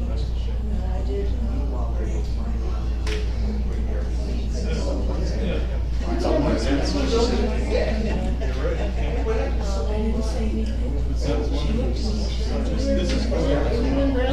Yes, I am. Yeah, I'm not too far. My name is Peter Sharp. And been with the family for a long time. you was here 10 years, this is I your know. 10th anniversary. Yeah. And married really short. I knew her daughter and my daughter went to school She together. was 13 then. She was 6. Everybody's got their own. No, she's not. I- No, I- so it's not big. I'm very close to her. She told me it was maybe professional. I don't trust every day on the side. Hopefully after spring money, I just like low ties. I was just asked to go back to college because I got my master's Well, in put it law. this way, But if you think My parents had a whole she was, we have to be on the she's Memorial had- Park, she's, South City, or something. This is what it was. Oh, okay, there's no blue. It's nice you can go to all the trouble to bring this presentation on. Where you get all your factors from the local folks all over. I try to get the locals up there, I think I can all Shakespeare. Those that, I had a kid right out of college who was locals. And he Where was was the head just coach? going to and he auditioned because I was in favor. We did one face. Right. Kid was so cool. He read a sonnet and I didn't stop him. I always stop everyone. Just let him go. It's so good. And I said, Jim, you have no idea. Right, that I never do that. They're always like, oh, make your Good voice, good presentation. They do it, they go, the other vendors complain, they're like, oh, well, they're giving us for love. During the year, we got So now they can't. full respect. Mental, And there's a lot of places start to be run by millennials. Were you here in February for last February? When they all signed the school articles? I was here, but unfortunately, they changed the management, like, they go away from a lot of artists. So, I was an engineer driving the board, so that was a huge IC at some point store, and then it was always pretty sad to say. Who are you? Do you watch the show? I've been on here for 21 years. She doesn't even get I was gonna say, that's not like her. It's not like, but she's like, how can these kids like? It always They could replace her. I can see that, you know, on that side. Yep. And the one where I was, that's my side. So there's two things that there's, the one that I worked on. I will say to her, I think I'm beginning to experience that. no, not when you're telling me. So, one of the advantages, one of the few advantages about our job is that occasionally takes you to London. How did you go to the Globe or? Well, I go to the Royal Shakespeare, to go see them. And, recently I've seen, Macbeth. So, although, surprised last time I went in the summer of 2018. But, I mean, it sounds like they're not gonna go back to the trying to get tickets for whatever we're showing, because the people are enjoying it. They're likely that your dog barks in the background, or, you know, they see your When they pets, were based in London, they see your house. during the summer, So they're apparently enjoying they it. moved. And they're doing it with Yeah, those I'm like, you have the host, Yes. and then right next to each I other, went to where the usually Globe. they turn around and talk. Now they just do it, and then you can remove, you know, some of the photos, and they're just like, and Jane's happy, she's like, she did one the other day, I'll do one tonight, it's gonna be on like. two of the students in this, you'll read about it. But she goes, oh, hang up my Skype, brush my teeth, walk 10 feet, go to bed. Oh, the Globe. So when we went, Get in the they were car, all sold out. drive 93 miles. But the Globe, I got, you know, standing around, we were around, which is fun. If you've never done it, it's a lot. There's additional. Yeah, well, I'll never be able to see examples. Oh, Seats that are from the old days, they're all wooden. And they had all these connected ones, like you don't get one of those. Sound like it. I will say this. No. You say? Nobody was there. No? I didn't love Yeah, but it's. So, So when you go again, go to the Globe. yeah, well, it was, unfortunately, it was just a little too far away. I couldn't make the trip, you know, it's right there in London. Oh, yeah, that's right. We could do it, but, Plus, I was at the well, hello, they're well, great. hopefully, you know. There's just so much in London. It's so, small. yeah. So the rest of English, they just have this, it's like they almost invented a language right there. Where they speak. Well, the thing is, Americans, if they're trained, they wouldn't sound like that anyway, because we want to understand America. But I'll tell you, it's very difficult. New Jersey, it's not perfect. Got Jersey Yankees. I have a funny thing in my phone. There was a guy laying on a psychiatrist down here, and he was saying, oh, I don't know what about New Jersey. And yet we. So where are you going to? Let's see, at the corner of Second and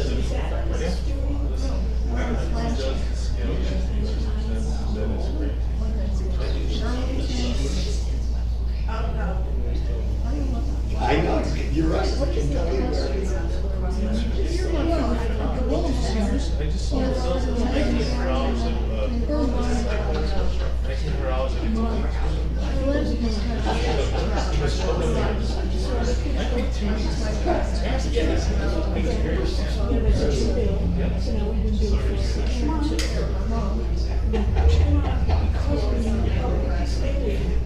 very nice to meet you. Pull out things aside.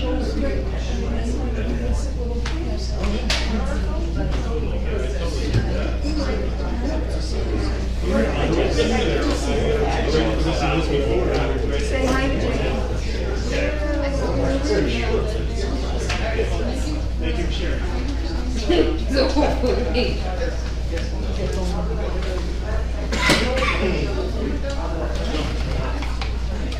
learned that today. I thought Terry was your you last week, I wasn't sure. Now I got it down. Erica, aren't you?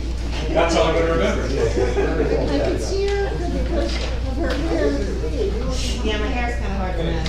I know who you are though. That's good.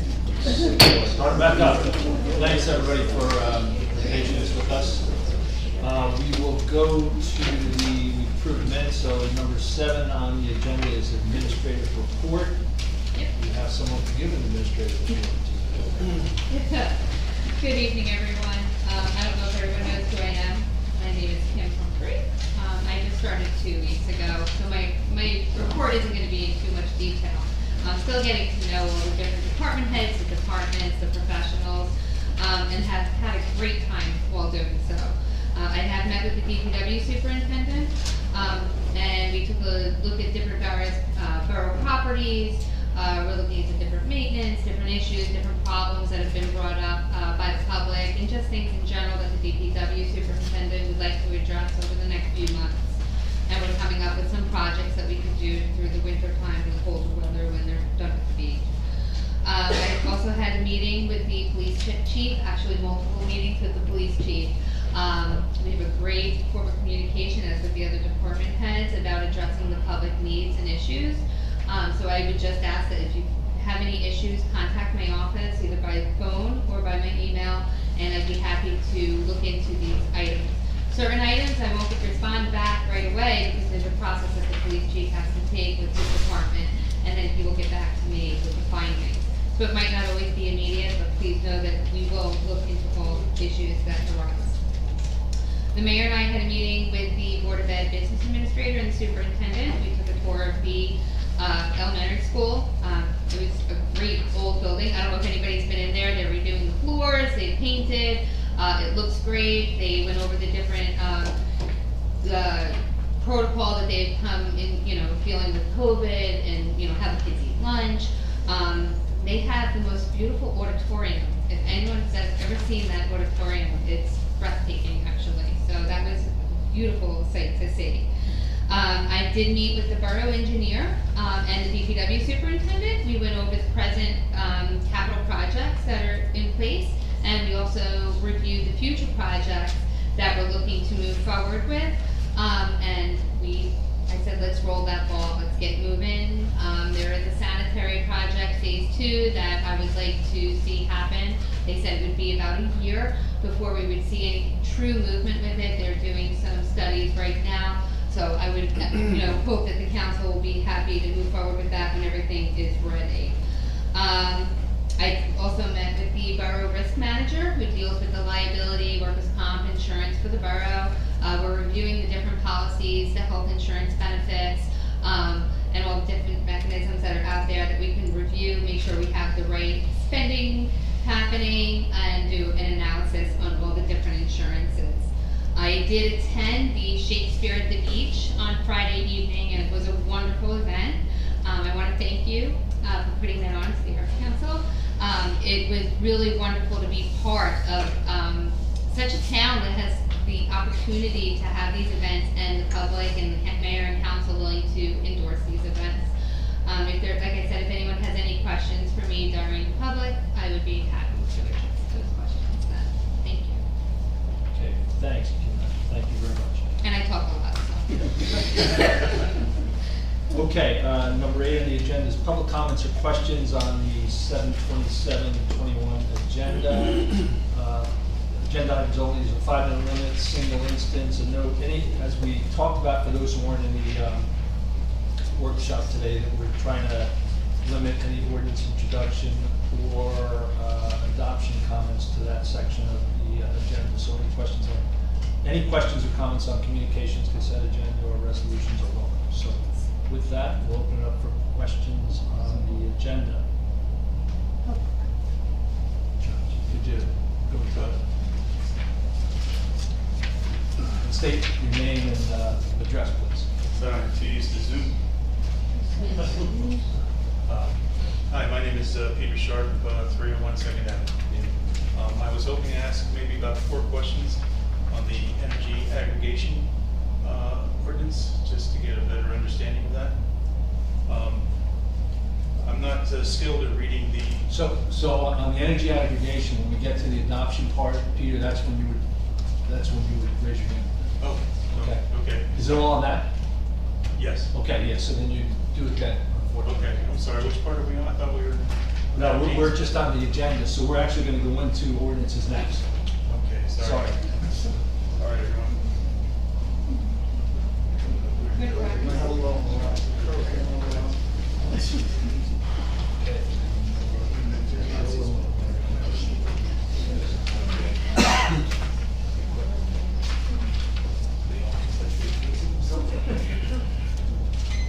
So, Nancy Meadow, Ocean Park Condominiums.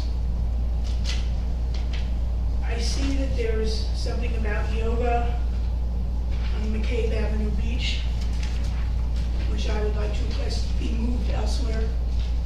McCabe Avenue Beach, which is really Ocean Park Avenue Beach, if we have to figure that one out. We are 2 block beaches that got merged into one. We put up with the people at the golf course. We put up with summer camps. We put up with a second set of bathrooms, which, let's not even discuss that right now. The beach. I would like to spend one day on the beach without an overflow of people. So I don't know what or how these decisions get made, that that's where it is. But I'd like to request that it goes elsewhere based on all of that. In addition, I really don't like people putting their stuff on top of my locker. Yes, can I, does anyone mind if I answer? You always have answers for me, go for it. Okay, But okay. I'm deducting this from my 5 minutes. I already questioned, okay? So this organization has already been doing yoga. They already put in an application a while back. This is just. Yeah, I must have missed that. Okay, they're just requesting additional dates in addition to what they've already been And doing. that's the other thing too, is based on this organization, and I know we waive things for certain nonprofits, so I don't know if their fees are waived or however any of that works. But I just will also say they've given some of their mission and their potential clientele. There is no security for this either, which if their clientele is part of their mission could result in certain issues. I think I was tactful with that. So moving on also to the bill list, I've observed numerous things. And I just wish you guys would be better stewards of the money. And again, approving purchases as opposed to bills. So there's an expense on page 14 for like, I don't know, under $2,000 worth of beach umbrellas. Is it really wise that they have metal poles? Have you seen those gate guards running when the storms are coming? Could we have gotten different umbrellas? Where's there an elevator other than it's the school? We have an elevator here? Oh, I didn't know that. Clearly you haven't been to visit the police very much. Never and never will. They've been elevated? Yeah. So really, so that could be like a place for when we have no, does it work without power? Both boards? Like, can we go there for emergencies? Like, cool. Okay, all right. So can we stick to the agenda items in the bill list, please? Okay, well, there's a lot more about it. So I can't help but wonder, again, I brought this up last week and nobody could provide an answer.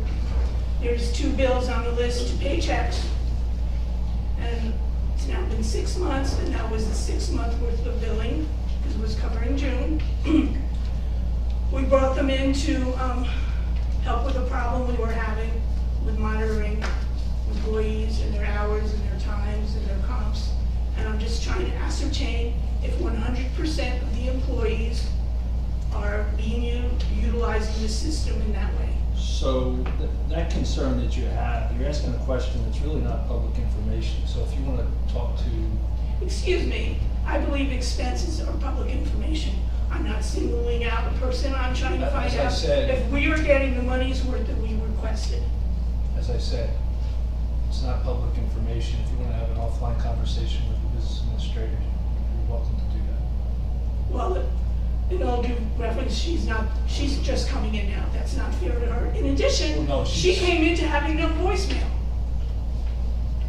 So let's go with all the communications bills on that bill list. We seem to spend a lot, I don't know where IT comes in, phones, whatever. We're spending a lot of money on these things in general, and I'm just trying to find out if we're getting our money's worth. Those are items on the bill list, and the public has the right to know. That's it for the consent agenda items. So this is 2 meetings that you've not given an answer for, and the public has no. As I've said, it's an operational, non-public, offline discussion. Thank you. Thomas Coant, 612 3rd Avenue. I was wondering about this resolution 2021-192 to reschedule the meeting. What brings that about, Mayor? I scheduled my second vacation of the summer around the meeting so I could be here, and now I'm going to miss a meeting.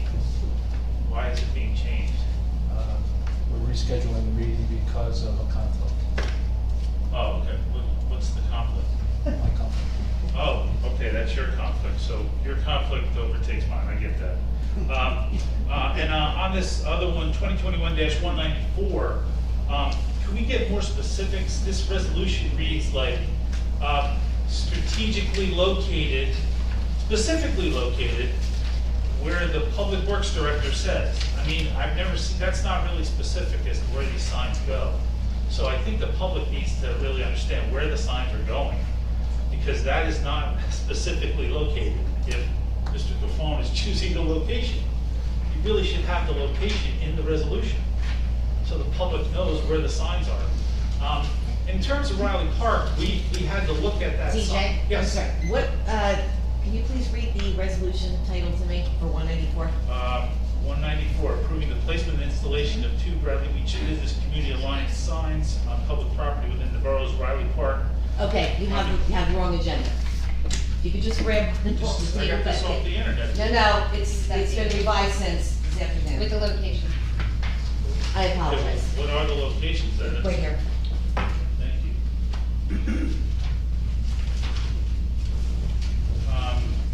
But this was announced 72 hours ahead of time. It just changed today, I had no control over that. So then should we table it until the public has the 72 hours? I don't think that's necessary. No? It was on, the placement and installation of the 2 signs was on the agenda. It was on there on Friday, because I wrote the original ordinance, or the original resolution to have it in 2 different locations. So it's pretty clear that it was announced 96 hours in advance, and we were going to discuss the placement of the 2 signs, and now's the opportunity to discuss whether they're being placed. Okay, but now specifically, we know where they are located at those 2 sites, Yes. Evergreen Avenue Pump Station and the borough's recycling area. but those are both, pretty big spaces, like, were they gonna be next to the other sign? Do we have any, graphic or anything to show us what we're getting? Well, the Well, sign the sign's itself. attached to the resolution. Yeah, the depiction of the sign was attached to the resolution, which I believe is public listing online. Yes, I also posted the new. Where they're exactly being placed, I don't know that we have a Yeah, sketch of the I mean, back. the resolution, but it says like specifically located where Mr. Capone says, it's not We really. corrected that. You did? Okay, great. Yeah, and Thank just, you.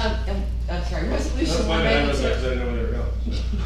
Well, I mean, we just. And 192, we did not decide on a definitive date yet, that's on there, just so you know. Okay, Okay. again, as long as we know. it's I just- apologize, I'm sorry about that, I really didn't know till this afternoon, though, okay? Thank you. Any other questions? Okay, why don't we move to number 9, ordinances. We have one introduction tonight, ordinance number 2021-21. An ordinance amending chapter 425, trees, the borough's revised general ordinance to clarify and enhance certain shade tree regulations. Are there any council comments on this particular ordinance? Sure. I'll let everybody know that the Shade Tree Commission, as they do their work, as we, I feel like something like this was mentioned in the workshop, as they actually do the work, we see the need to change the ordinance from time to time. So we noticed, for example, there was a requirement that, you know, if somebody, the tree gets cut down in the planting strip, it has to be, you gotta grind the stump, right? But then there's no timeline, like, you have to grind the stump by when. There's nothing in there, and there's actually no penalty if somebody doesn't grind the stump. So there's two instances of fixing that. And then, actually, I don't have it.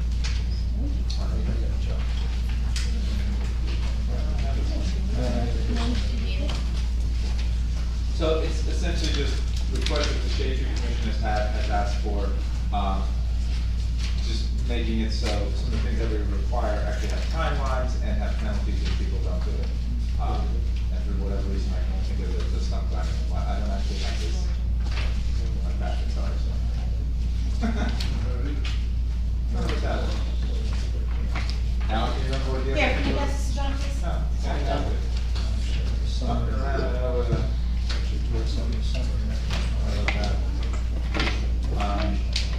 Okay, this is the sign one, sorry. We're talking about. Sorry. Here we go. Section C, C2. that deleted text on a dead tree.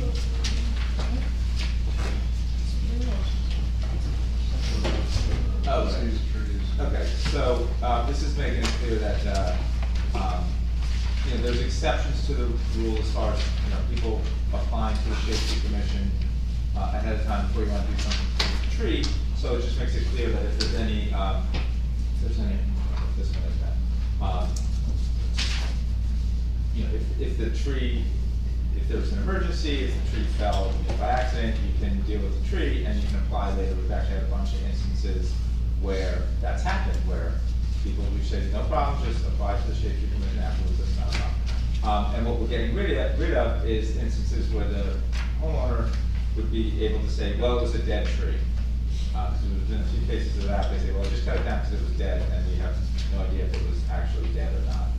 Because we have different requirements. If you chop down a tree that's already dead, you don't have to replace it. And if you chop down a tree that is not dead, we do ask you to replace that tree. So we were taking out the language that just lets the owner determine that, you know, that it was dead. So those are the changes that we're making to the Shade Tree ordinance. Yeah, I'm sorry, that's what I was trying to get, John, that had the highlighted changes. Yeah, A little late, sorry. Confusing Find it. me at this point, but it's fine. Yeah, about that. Okay, any other council questions or comments on this? If not, I'll make a motion to close on ordinance 2021-21. Second. It's 22. It is 22. Oh, it's 22, I'm sorry. That's okay. I will second that. Mr. Bennell? Yes. Mr. Gubatose? Yes? Mr. Sexsmith? Yes. Mr. Weber? Yes. Mayor Fox? Yes. Okay, that's it for introductions. We'll now go to adoptions. We have three adoptions tonight, four, I'm sorry. First is an ordinance amending chapter 450 zoning of the borough's revised general ordinance to amend section 450-49 exempt signs and ordinance to adopt new regulations regarding the placement, appearance, and utilization of temporary commercial signs within the limits of the borough. We can start with some council comments. Well, Mr. Mayor, maybe we should start with introducing some of the feedback from the planning board. Yes, yeah. Well, I was gonna ask that maybe you just start with that, Councilman Bluegrass, that we get to chime in. So before we get to our general discussion, this ordinance was introduced at our last meeting. It went to the planning board for a consistency review to make sure that any ordinance we ultimately pass or adopt is consistent with the master plan. The planning board said it is consistent with the master plan. However, they made a number of recommendations for the council to consider. And those recommendations were only received just heading into the weekend. And in fact, were not distributed to the full council until an hour or so before this meeting. So we just want to quickly walk folks through the council, as well as the public, what those recommendations were from the planning board. I don't have the actual letter. I have my notes, so I know that. Al? Oh, do you have it? Yes, Thank you, Bill. Hang on there.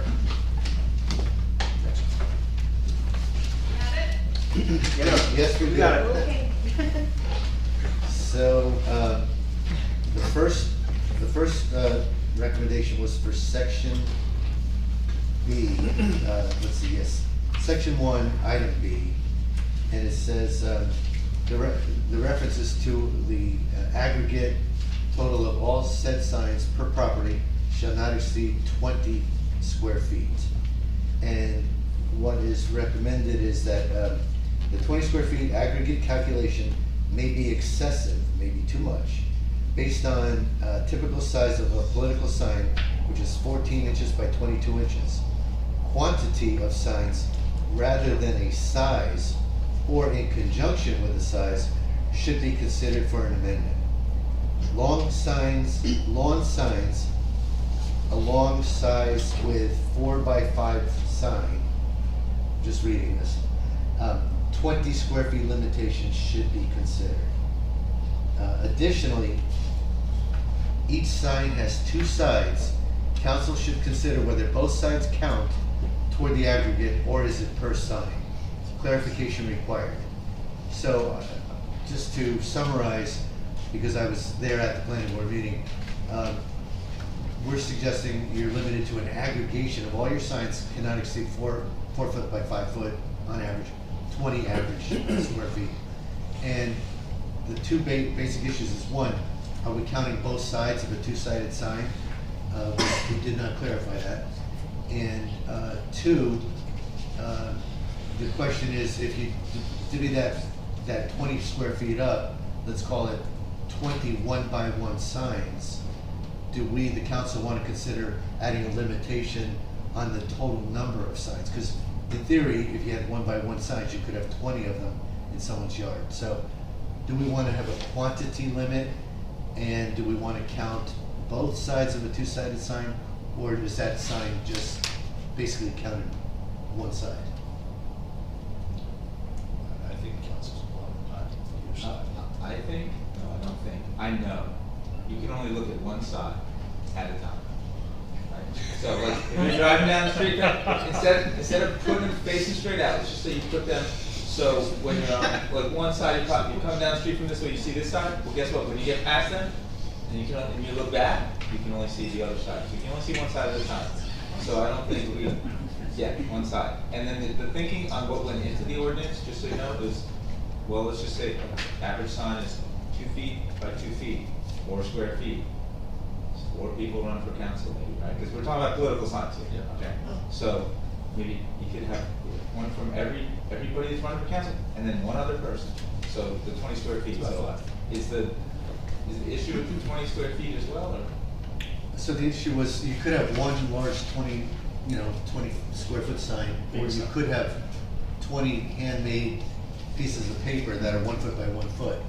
Do we, the council, want to consider saying an aggregate of 20 square feet, or no more than 5 signs? Do we want to have an and/or type of thing? Do we want to potentially limit the sheer number of signs? Greg, do we get into political speech problems if we limit the number of signs, like if, you know? I don't want to cut off your theory of this discussion, but whatever you rank, I can't enforce no matter what. Given the ruling in the Highlands over the political flag, it was the Atlantic Highlands, was it your town? Oh, so it was your town, the last town. So given that ruling, like, I mean, you guys can do whatever you want in there. If someone wants to put up something that's not vulgar and political speech, I can't get it down anyway, so. Right, I understand, but if we're gonna say, if we're gonna have signs, are we getting, if we say you can only have so many political signs, are we getting into trouble? Yeah, because then you're limiting the number of campaigns someone can support. But we can limit the size. The size is, well, under that ruling in Highlands, any political sign out on someone's private property is going to be extremely difficult unless it's vulgar to do anything about it. And, or unless they change the physical structure of their building, like a billboard on the roof or something like that, that would clearly violate zoning regulations and stuff. Any temporary signs that's political in nature is going to be virtually impossible for us to regulate, given the recent court ruling. But we're also allowed to regulate the dates, right? Like, only this That's time. something, no, that is specifically, that was what that case was about. It was an election season, the flag was still up, and I don't remember if it had vulgarity on it or not. I don't believe it did, which is why it was able to stay as long as it was water. So, if you want to put up a, Henry Harrison sign for president, you can do that and leave it up there indefinitely, apparently. Yeah. This has come up before, but I think what we've agreed in the past was we would still provide this ordinance as parameters. And if someone wants to challenge it and take it to Well, that's court. what I've mentioned that before, is that when you do codify it, even if it's not legally enforceable, any campaign is a campaign. If someone has an enormous billboard for a candidate that's wildly unpopular to most of the people in the town, that can be an powerful disincentive in the municipal court summons. So, it's not useless to write the guidelines, but I don't want you guys off the deep end thinking you're going to be able to enforce something that no. They are useful guidelines if for public shaming purposes only at this point, given recent court decision. So with regard to the planning board's recommendation, there are a number of these items A through G, so I want to get us through all these relatively quickly, but it sounds like we're all agreed one side of a sign would be counted, and at this point in time, do we stick with the aggregate 20 feet? Does anyone want to attempt to create further limitations that we can't enforce? Nope. Okay. The second recommendation was section E. The types of, so section E is referencing grand opening and going out of business signs. And the question from the planning board was, the types of signs, what are we considering here? Could this be a wall sign, a window sign? Clarification may be required for applicability in order to maintain a pathway if this is they say a freestanding sign, but the TP signs or sandwich board signs that we have. So they're basically saying, should we clarify the type of sign we're referencing when we say the said sign shall be limited to 40 square feet per property and should be removed within 30 days after commencement? Are we anticipating that was wall signage or window signage or freestanding signs in the sidewalk? If it's freestanding, then they would be subject to the sandwich board part of this ordinance, so I don't see why we have to say anything there, right? Okay, so, and we don't care whether it's a wall sign or a window sign? Any reactions? Okay. So far, we're not making any changes tied to the recommendations. The section G3 is the next recommendation, and that is referencing commercial windows. Consider the enforceability of the 180-day aggregate language.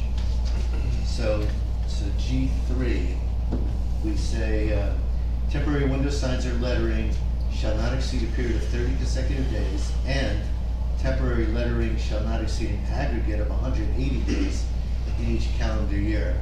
The idea being that you could have up to 30 days with a break, and then up to another 30 days with a break, up to number of additional 30 days, not to exceed 180. And the planning board is asking, do we deem that to be enforceable? By the way, this is part of our existing ordinance. This was not a recommended amendment. Right. So is that actually proper for the planning board to comment on things that we already have, or is it the whole ordinance, or is it just what we're changing?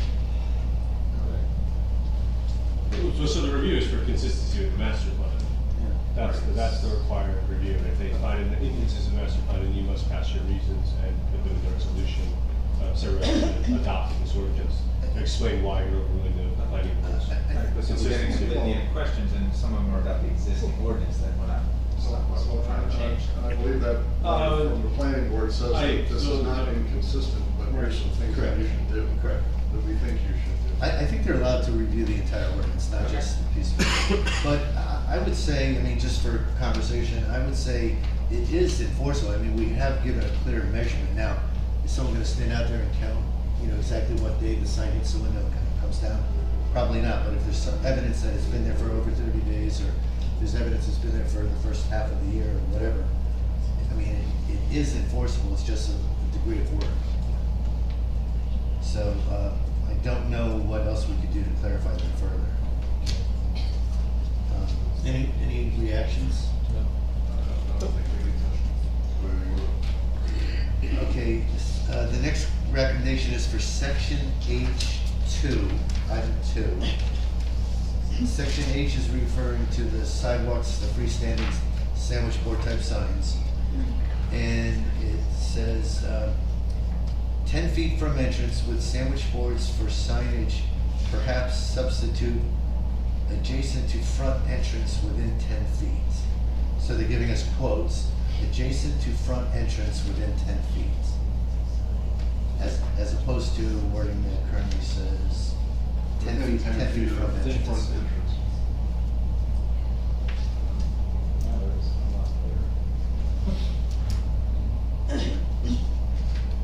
Okay, we currently say placed directly in front of the business advertised and within 10 feet of the front entrance to said business. Okay, so it's within 10 feet of the entrance. And the main difference is what you're asking us to consider adjacent to the front entrance within 10 feet.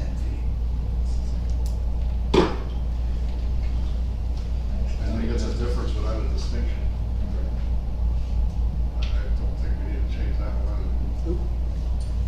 Yeah. Okay. I think the adjacency is kind of defined by the 10-foot distance, right? Yep. Okay. Section H3 is the, oh, I'm sorry, I just read that. Yes.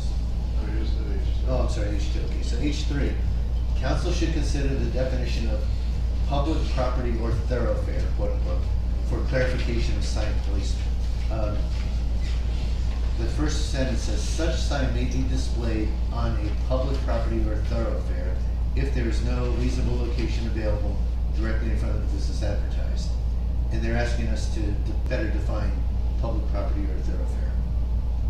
So if there's no reasonable I made it that way on purpose. You did it that way?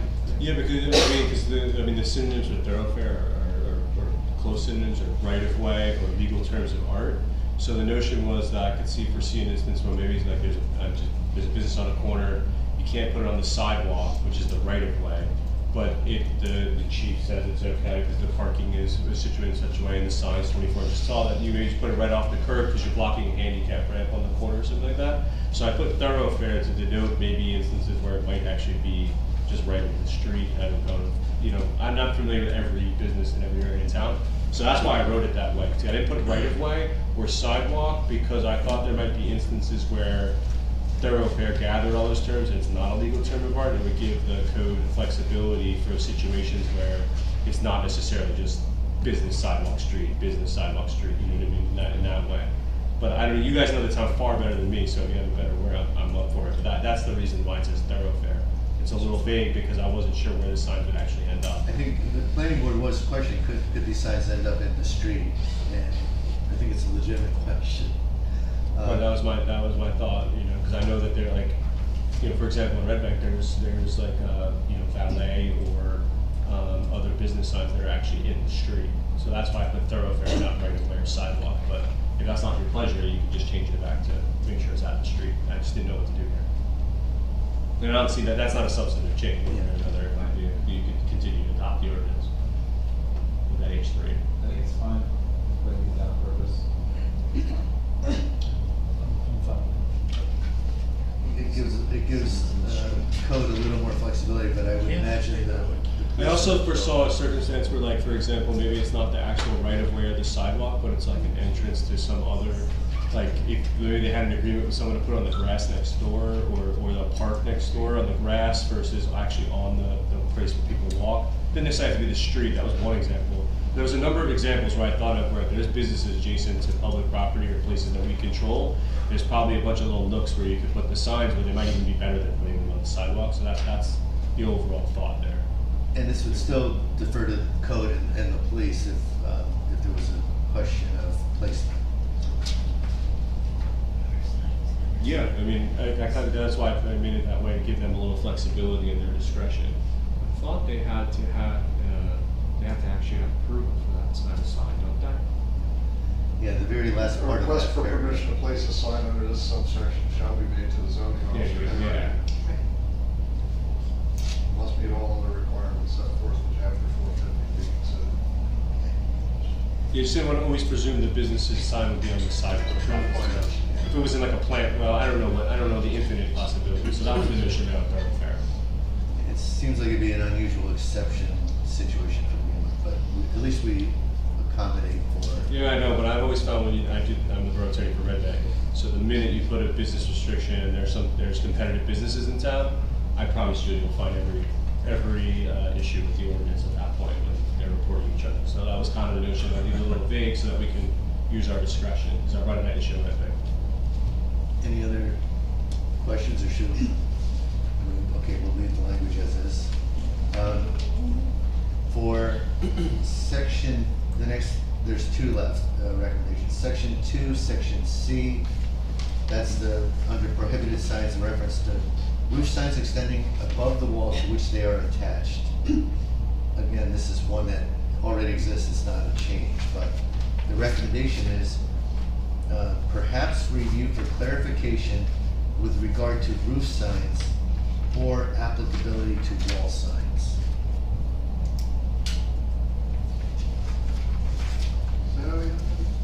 Perhaps review for clarification of what we wrote, which is extending above the wall. Roof signs extending above the wall.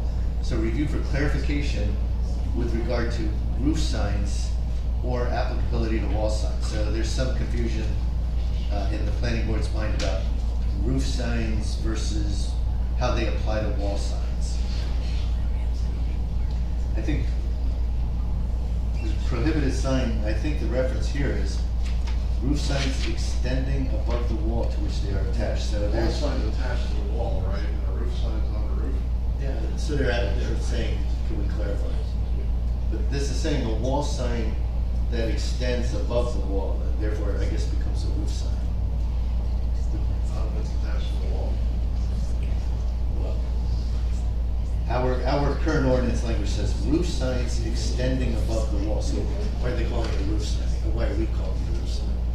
If it says wall sign. We're making it clear you can't post signs above the roof line of any building. I think that's That's what the I'm point, trying- that's the purpose of that prohibition. Yeah. The wall signs, I'm not sure what wall sign means. If it's something that's painted directly on the wall, that's also prohibited below without consent. So Greg, what you If it's just talking said. about wall signs themselves, I think it's already covered by other sections of the code for businesses to mount their signs to the principal building, isn't it? Yeah. But should we just be clear to say wall sign cannot extend beyond the wall? I mean, is that what they're saying? I think. I that's mean, if what- you wanted to, yeah, I mean, lowest roof line, So do we should. if you wanted to maybe change their that, I don't think confusion that's is any that different than the We wall. call it a roof sign though, right? So maybe we should say roof signs extending above the wall, maybe we should just say wall signs cannot extend beyond the limit of the wall. Whatever. Roof sign cannot extend beyond the roof line. That sounds fine to me. Greg, can you make that change? Can you say that again? Wall signs will not extend above the roof line. I would say lowest roof line, but yeah, because I think the notion is not necessarily the crest of the peak of any roof, it's the lowest. I think their concern was we called it roof signs.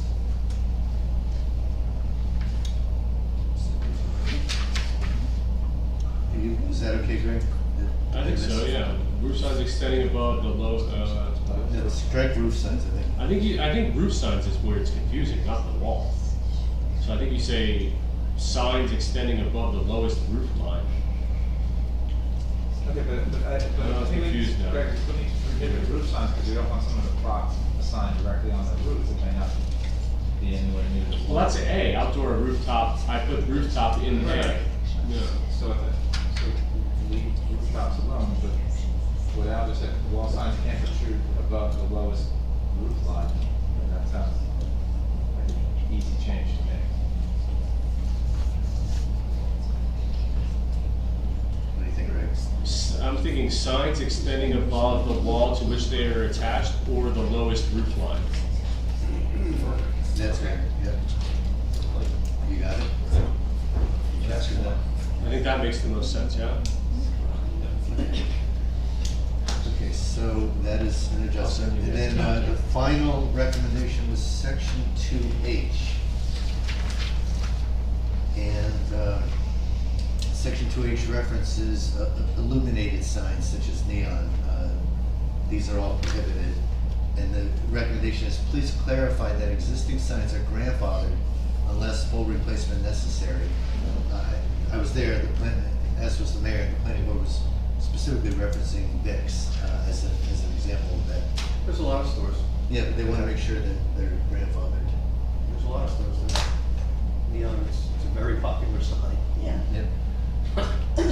Now, do we need, is that assumed that it's grandfathered, or should we be stating that more? I mean, no one, I think, intended to go out and pull down all these signs, but maybe we should state that existing signs are grandfathered. You could make it simple and say no new neon signs.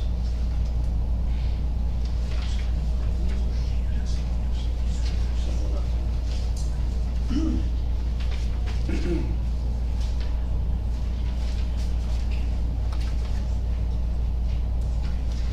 Yeah, item H, the item that we're talking about adjusting, that says, signs that flash are illuminated such as neon, that's the new piece, are illuminated such as neon.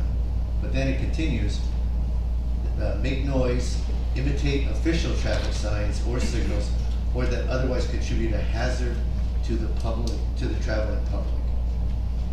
So if we say no new signs, I don't think there are any existing signs that contribute to the public hazard. Are we okay adding the word, Greg, adding the word new signs that flash are illuminated? It's there, I mean, I would leave that alone. That's like a public safety regulation. Yeah. Because you don't want, I don't care if they're here or not, we don't want anything flashing that looks like a traffic signal anywhere. Right. So, So if it's just a neon sign that doesn't flash, it's okay. Because there's probably my understanding is stores you've had on Main that Street for a with long neon. time. There's probably 24 stores on Main Street with neon. Yeah, you have a lot of closed signs that are. So the question, Greg, is do we have to say that they're specifically grandfathered if they already exist? No, the people who have them as, they have them as a matter of right now, it probably pre-exists this ordinance. So then we don't have to put that in the ordinance? No, the grandfather for zoning is, the person has to, you know what, I'm not a land use attorney, so I don't want to tell you who the burden of proof is on, but someone's got to prove it's either there or it's not, to be grandfathered. So it sounds like we don't have to make that distinction. And what the planning board discussed was if an existing sign breaks, the owner can repair that, but they can't go introduce a new sign. Is that, you're not a land use attorney, I know, but. Well, no, with that provision, you need a variance to get a neon sign. And it's prohibited, so I don't believe you can get one, or you would be very difficult at minimum. But a store that has one right now, If they got a zoning violation, they'd come to court and say, here's my receipt, I bought the sign 12 years ago, and your ordinance changed in 2021-14, and that would be the end, that would be it. okay, so we don't. Hopefully our zoning officer would accept that without writing a summons at the outset, I'm sure. Yeah. Okay, so we don't, you're comfortable, we don't need grandfather wording? I'm always careful not to put grandfather anywhere in the zoning ordinance. That's not Okay, so. require a burden of proof of some kind. That concludes the planning board's feedback. We did make the one change to section 2, item C. I'll turn it back over to the rest of the council and mayor. So any other comments? If not, we will close council comments and then go to public comments, but first close council comments. Second. Mr. Hicks? Yes. Mr. Bennell? Yes. Mr. Gubatose? Yes? Mr. Sexsmith? Yes. Mr. Weber? Yes, but can we just vote to close our comments or no? No. Close council and we're going to open for Open public, open public. Okay, never. Public hearing. Okay. We did. Okay, make a motion to open public comments on ordinance 2021-14. Second. Mr. Benel? Yes. Mr. Gubatose? Yes. Mr. Sexton? Yes. Mr. Weber? Yes. Mayor Fox? Yes. Okay, public comments. Anyone?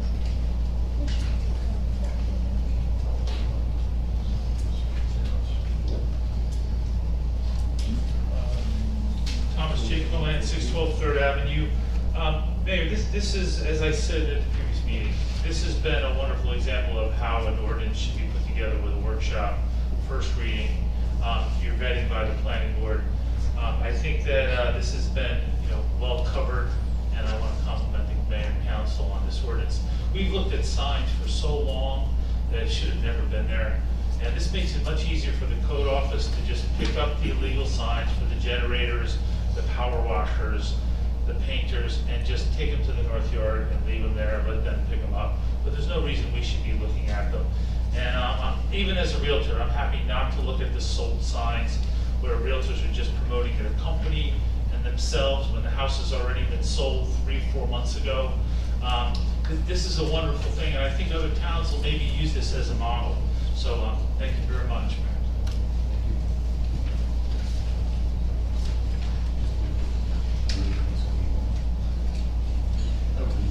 Lois Levy, 221 Newark Avenue. With the language that you just introduced about the lowest roof line, if you have a business that has multiple roof lines, but then they also have a wall that was built for their signage, you're excluding that area now for their signage. Full disclosure, I own a sign company. I'm not here for this topic though. But you've just put an undue burden on businesses to build a full wall height-wise, because if they add an architectural structure to their building, they have a lower roof line now. So then they can't put their sign up higher on the wall that was built for the roof line. So I would almost leave it so it can't protrude above the roof line, but take out that one aspect of lowest roof line. Also, with your aspect of flashing signs, you're kind of narrowing your limits on focusing and writing language neon. You need to include LED in that. No one makes a neon sign anymore. They're all LED, and the LEDs do flash. So you need to address those issues in your language.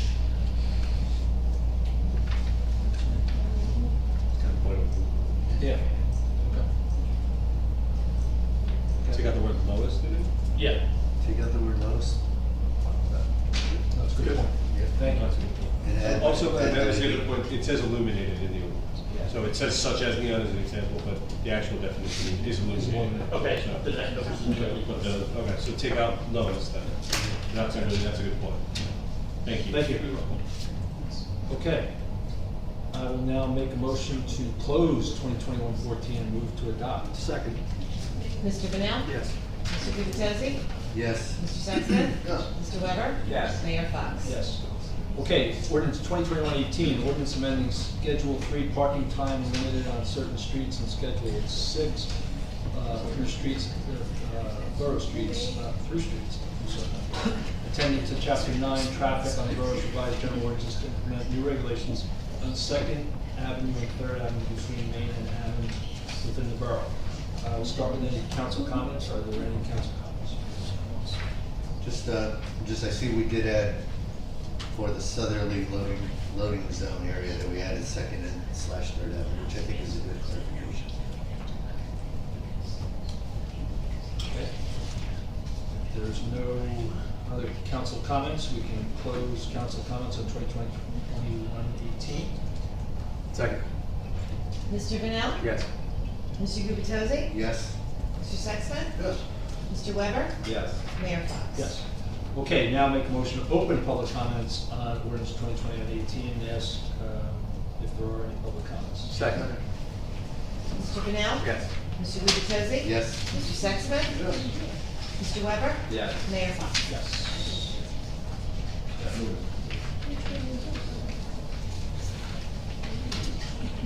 Thomas J. Colan, 612 Third Avenue. Mayor, I again want to compliment the mayor and council on this. It could have gone a little smoother from the start, but the workshops were wonderful. We appreciated the interaction with the neighbors, and I think we really got, again, through this process of the workshops, we got to a really good place for everyone. My question is, this is the ordinance that establishes the stop sign and the parking, which are all good things, but do we have any idea when this is gonna be fabricated, or the design will be available to the public? Pretty quickly, the engineering group's ready to go, so we're gonna have, work starting almost immediately. Now, I'm sorry, let me amend that. We did say let's wait till after Labor Day, because we didn't wanna just start getting into this, over the. We're not gonna be able to start work for 6 months. Yeah. You're not gonna find anybody who's available. Take it from me.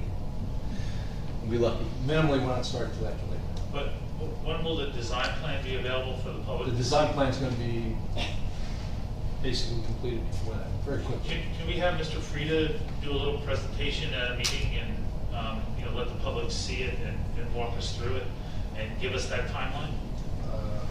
Mayor? It's me. Did you want me to maybe create a link on the website available to the public and they can email me comments? That's good. Sure. Thanks very much. Appreciate it. Okay, any other public comment? Okay, then I'm gonna make a motion to adopt 2021-18. Mr. Brunel? Yes. Mr. Gubatose? Yes. Mr. Sexton? Yes. Mr. Weber? Yes. Mayor Fox? Yes, okay, ordinance 2021-20, ordinance of the Borough of Bradley Beach, County of Monmouth, State of New Jersey, authorizing the establishment of a government energy aggregation program. Any council comments? Okay. I will now then make a motion to open public comments on 2021. Second. Mr. Brunel? Yes. Mr. Gubatose? Yes. Mr. Sexton? Yes. Mr. Weber? Yes. Mayor Fox? Yes. Public comments? You're on. It's a little longer than I thought, sorry.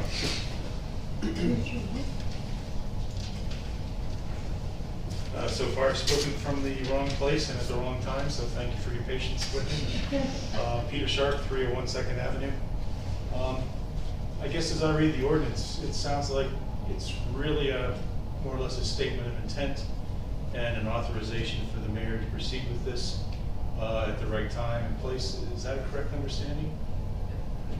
So this is a formality in a way, Mr. Sharp, because we are getting together with these other towns to do this. So the actual, we had an ordinance, you probably recall, I guess it was earlier this last year, maybe earlier this year, to say we're going to aggregate with these other towns. We want Red Bank to be the lead, and then we authorize Red Bank to go out and find this energy consultant to do all this stuff. Okay, so that's all happened. That energy consultant, they can't actually engage with the utility unless they have an ordinance from us.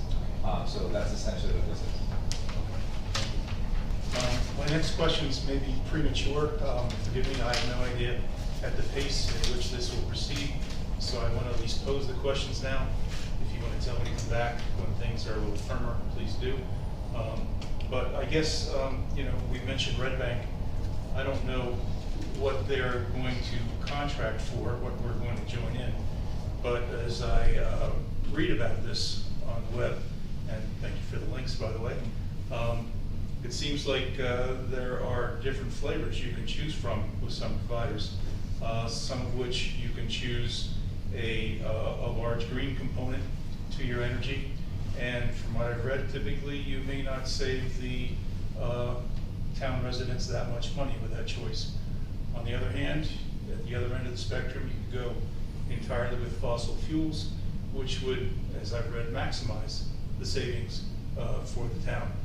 What direction are we heading? What's our target for this? Okay, Mr. Mayor. So, this is a great point, and I actually learned something in this process. So even though we're aggregating with a bunch of other towns, each town gets their own, what's just called like a bid package. That's what this energy consultant does. So Red Bank makes it, in fact, Red Bank, I believe, passed an ordinance that said they at least want to have an option of 100% renewable energy for their residents, okay? And it probably is going to cost more, but they can afford it, so that's fine for them. But if we don't want that in Bradley Beach, we can say, and the whole purpose of this, as stated, is, we want to save residents money, but also, or anyone who participates money, and we also want to increase the portfolio, the amount of renewable energy that we're purchasing. But we can set that. We can tell this So, and another fun fact is that right now, all utilities have to be providing 23.5% of their energy has to be coming from renewable sources, which is why, if you're a utility, your JCP, and now you're whomever, you're just like, oh yeah, you want some farmer in Pennsylvania to put up some windmills so that you can like buy that energy, and then you want, you know, things like that. So it's already 23.5%. So we wouldn't be doing much if we said, let's have 25%. So, you know, let's just say Bradley Beach says, we want an energy portfolio that saves us money and gives us 40% renewable energy. The energy consultant will go and look at that. And it's very probably, the energy consultant might come back and say, sorry, we couldn't find that. Probably not likely at that percentage, but you understand, like there could be a combination of numbers, but that, and they can say, sure, we just can't find it, and we'll maybe go look six months from now or whatever. So what really helped me understand that we're aggregating with these other towns, but we can really have a kind of a customized bid specification for us. So can I piggyback? Yeah. So my understanding of the program and the regulations that I was reading is that, so JCP&L charges you a basic generation service, so they run their own bid, so you're from the house, skip that part. So in order to enroll the town, if the rate offered, even if it's, you know, it's gotta be at least 23%, but it could go up higher depending on the market for renewable energy, must be lower. You have to be saving the residents money to opt them in. You can't raise everyone's electric bill by the opt. So, but you can also provide an option where if the residents want to opt in for more renewable and pay more, they're able to do that. But it has to be lower than the BGS, or it can't be offered on a townwide basis. Okay. So no matter what, it has to be offered at less. It just might not be the environmental boon that, you know, maybe the majority of people want, or that they can always opt in to pay for themselves. Okay. That's my understanding of the rubric. Okay. So, Mr. Weber, is that to say there will be future discussions about what our Bradley Beach decision point is, and public discussion? Oh, absolutely. I expect that, because there are some folks in town that they want the option for 100% renewable energy, and that's, again, that would be an option that individuals could opt into. And speaking with this energy consultant, yeah, everyone's going to get individuals could opt into yes, that? Not just the town as a whole? Yes, exactly. Is that granular? Exactly. So, and this, again, this is what revelatory to me, that the energy consultant, they're all going to be, they're going to be in your mailbox, they're going to be in your inbox, they're going to be on your phone, they're going to be in all these other places to say, what do you want? Do you want to opt out of this totally? Great. If the town sets up this 100% option, do you want in on that? You know, there's going to be lots of opportunities, so that, Okay. that So gives me a level of comfort as well. That spectrum of choices will flow down to each individual homeowner then? That's what you're saying? Unless you have solar panels. Yeah. Okay, that's true. Yeah, like, so if we say one of the options for the people in Bradley Beach has to be 100%, they will get that the option to opt into that, but the rest of the town will get whatever we negotiate or whatever it is. If we do, you know, renewables are wonderful things, but as they come from a niche energy source to the foreground, some of their disadvantages are coming to the foreground as well. And my one concern is reliability. From what you've been hearing so far, does Bradley Beach take a hit in terms of reliability if we opt for a higher level of renewables? Yeah, the answer to that is no, and because what you have to think of is electricity, it's like water in a bathtub. It's like there's all this water in a bathtub, and any utility that's taking out is like a straw coming out of the bathtub. So, you know, all the sources are still going into the bathtub. Like right now, we get probably 50–100% of our energy from nuclear, and there's also plenty of fossil fuels in there. So we're adding more renewables, or we adding the percentage that goes into the bathtub from renewables. That's really what it's doing. Like what comes out, unless there's a power outage, like when our electricity is not going to go out because the wind's not blowing, if that's what you mean. Okay, I think I understand what you're saying. I'm going to have to work a little harder here to apply the bathtub analogy to what I'm hearing. Because California seems like they have maybe a hole in their bathtub. I understand the point. California and Texas are unique electricity markets. They're deregulated. Yeah. Okay. So we can avoid that here with So it's an interesting policy question, right? Because when you deregulate it, you can actually make change in the supply, and it fills that bathtub a lot faster. And for Texas for their energy resources, and for California for their environmental concerns, made those decisions. Here it's much more guide railed I don't know if that's a verb, but I just made it a verb. Okay. But you're gonna be fully following. And the notion is that if people, like a lot of residents, select the 80%, then the demand for the dirty fuel goes down, and therefore the price, the price should theoretically go down the market, and the producers should be able to make as much money, ergo, focusing on renewables. Those other markets completely deregulated and push, and then set up market incentives to push in that direction, which is an less controlled way of doing it. Yeah. So you get less you have the potential for less progress here in New Jersey than you do in perhaps California for renewables, but you get the reliability on the back end. Your transmission doesn't change and your producers don't change as rapidly. If you look at our targets, they go up to like high 20s by the end of this decade in terms of renewables, and then start to go up from there. Whether they stay going up from there is a DPU question, and figure out that that's the dichotomy there, as Councilman Sexton pointed out. Okay, thank you both. That was interesting. I'm gonna have to think about that, but it sounds It's encouraging. crazy complicated, right? Yeah. If you were reading about it, it's super interesting though. It is. One last question, please. We have an opt-out clause here. If somebody just wants to stick with JCP&L, is that an opt-out period of 30 days, 60, 90 days, or is it perpetual? It's an opt-out, I think it's actually, could be both, well, it's gonna be one or two things. It might be opt-out forevermore, but you could also opt-out until the next round of like bids, like the town goes back out to bid, and I don't know if that's gonna be a year, or probably, let's just say for a year long, you could have the option to just opt out for the first year, and then see what it looks like next time. You could opt out forevermore as well. All right. Thank you. Many more questions, but this is enough to get me started. Appreciate the information. Thanks, Peter. Okay, any other questions, any public comments on 2021-20? If not, make a motion to close 2021, second 21-20 and move to adopt. Second. Yeah, second. Mr. Pennell? Yes. Mr. Gubatose? Yes. Mr. Sexton? Yes. Mr. Weber? Yes. Mayor Fox? Yes. Ordinance, last ordinance for adoption, 2021-21. An ordinance amending section 12310, storage lockers of chapter 123, beachfront areas and adjacent waters to the borough's revised general ordinance to extend time periods during which storage lockers are available. Are there any council comments on this? I just, really what this is doing is making permanent something that we've done for the last several years temporarily, which is extending the beach lockers through the end of September. That puts a little bit of an onus on us, the people that have the beach lockers, because that is extending the locker season through the height of hurricane season here in Mid-Atlantic, so we need to pay attention to the storms, and if they are coming or if we're gonna be out of the area, we need to minimize the amount of things that we're storing in there, because Public Works is gonna have to come in very quickly and get them moved off the beach if the OEM decides that's what's required. That's really all we're doing here. Okay, other council comments? I'll move to close council and open up for public comments. Second. Mr. Pennell? Yes. Mr. Gubatose? Yes. Mr. Sexton? Yes. Mr. Weber? Yes. Mayor Fox? Yes. So any public comments? There are no public comments, so I want to move to close and adopt 2021-21. Mr. Pennell? Yes. Mr. Gubatose? Yes. Mr. Sexton? Yes. Mr. Weber? Yes.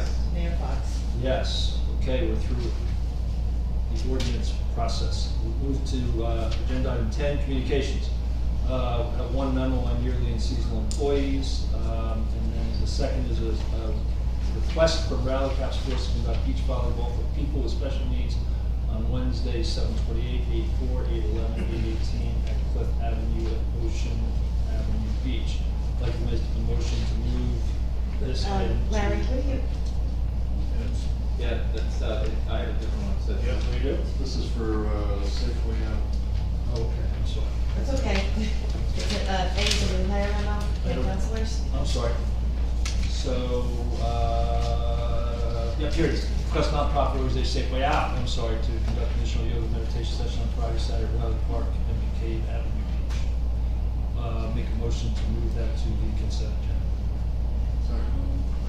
Mr. Pennell? Yes. Mr. Gubatose? Yes. Mr. Sexton? Yeah. Mr. Weber? Yes. Mayor Fox? Yes.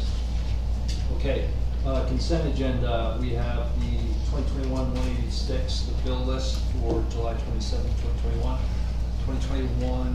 2021-187, authorizing the tax overpayment refund on 315 York Avenue in the amount of $1,136.15 for 2021 second quarter taxes.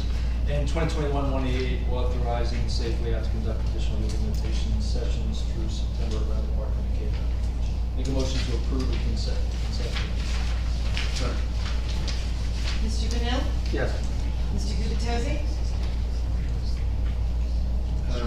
Well, I do have a question. Ms. Meadow mentioned earlier that we're referencing this as McCabe Avenue. I'm not against the, authorizing these activities, but is that the correct reference? Because I think she's right. They're adding additional, they've already been doing this. Right. They already put in a special events application, they wanted to add additional I'm fees. saying the name of the beach is. That's what they had on the application. May I please?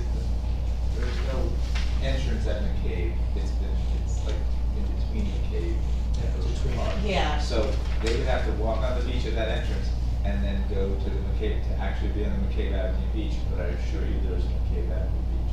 It's not an entrance. Okay, so this is not misleading to the public. I agree, it's not misleading. In that case, I will vote yes. Thank you. Where was I? Mr. Sexsmith? Yes. Mr. Weber? Yes. Mayor Fox? Yes.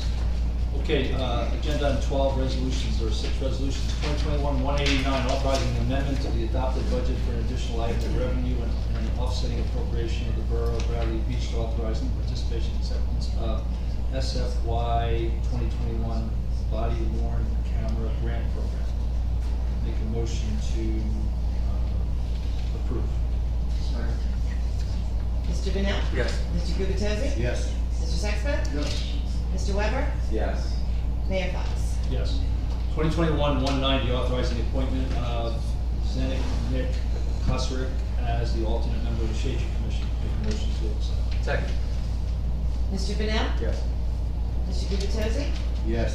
Mr. Sexsmith? Yes. Mr. Weber? Yes. Mayor Fox? Yes. 2021-191, appointing Kimberly M. Humphrey as the CDBG alternate coordinator.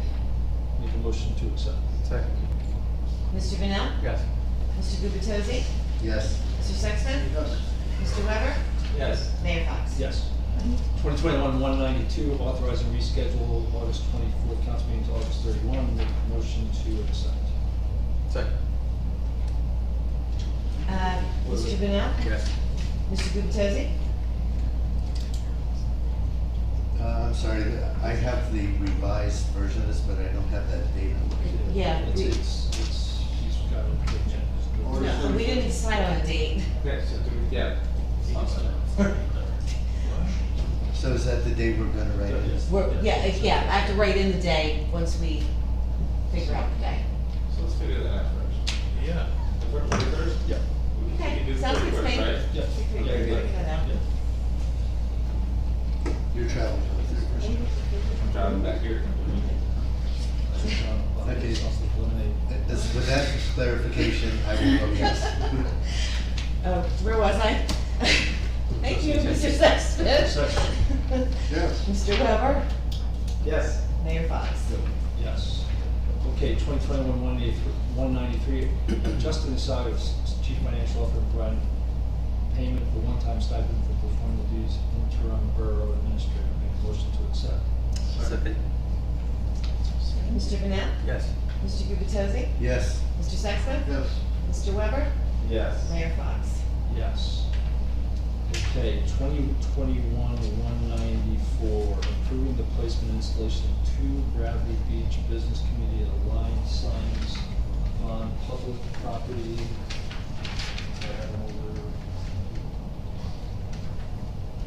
Public property within the borough near Evergreen Avenue Pump Station, the borough's recycling.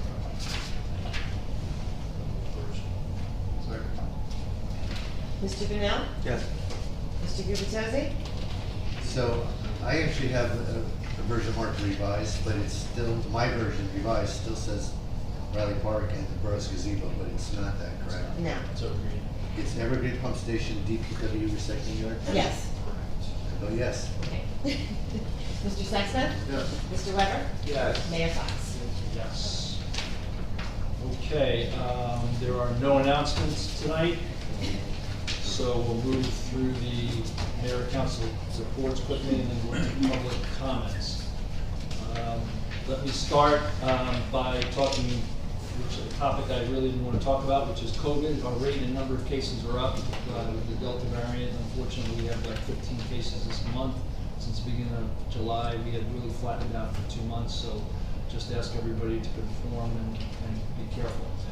Second thing is our road repave on 4th and Fletcher Lake is done. 5th and Madison this week is happening. It smooths out some problematic roads. We didn't want to do that in the summer. We typically don't, but these couple of roads were in pretty bad shape. So the asphalt company's done a pretty good job. There's a little bit of scheduling, faux pas here and there, but I think we're going to be by Friday in good shape. We are going to make a resolution in our August 10th meeting to extend the permit fee waiver on sidewalk repair. The reason for that is that we've had a significant amount of permits come in and the actual supply of masons isn't meeting the demand of our permits. So we don't want to penalize people for trying to get the work done. So we'll put a resolution for that next month. Did you say we're extending that? I'm sorry? Did you say we're extending it? We're going to extend it, yeah. Okay, another topic that's interesting for many people here is the church on 319 Lorraine. We had a workshop on it last month. We are proceeding with the analysis as discussed at the workshop 2 weeks ago. We're completing a bond ordinance for a 10 August introduction. That'll have components and rationale, and we're meeting on that with the appropriate folks trying to get that done. Additionally, we've had conversations with the council, and in all likelihood, we will recommend at the next council meeting a referendum on this topic for the ballot in November. We'll be working on that the next couple of weeks and trying to finalize that. The referendum needs to be in by August 13th, so we just need to kind of work on that, and we will be.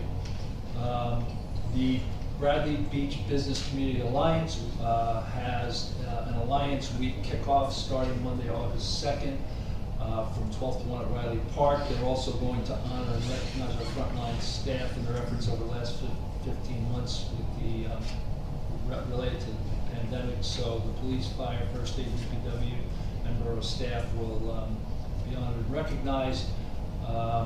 There's some other activities that will be happening during that week, so we're happy about that. Next topic, 20-year anniversary of 9/11. I met last week with the shore mayors and the county commissioners. They're planning an event that everyone in the community can participate in. It's just being finalized now, but it should be a very appropriate event.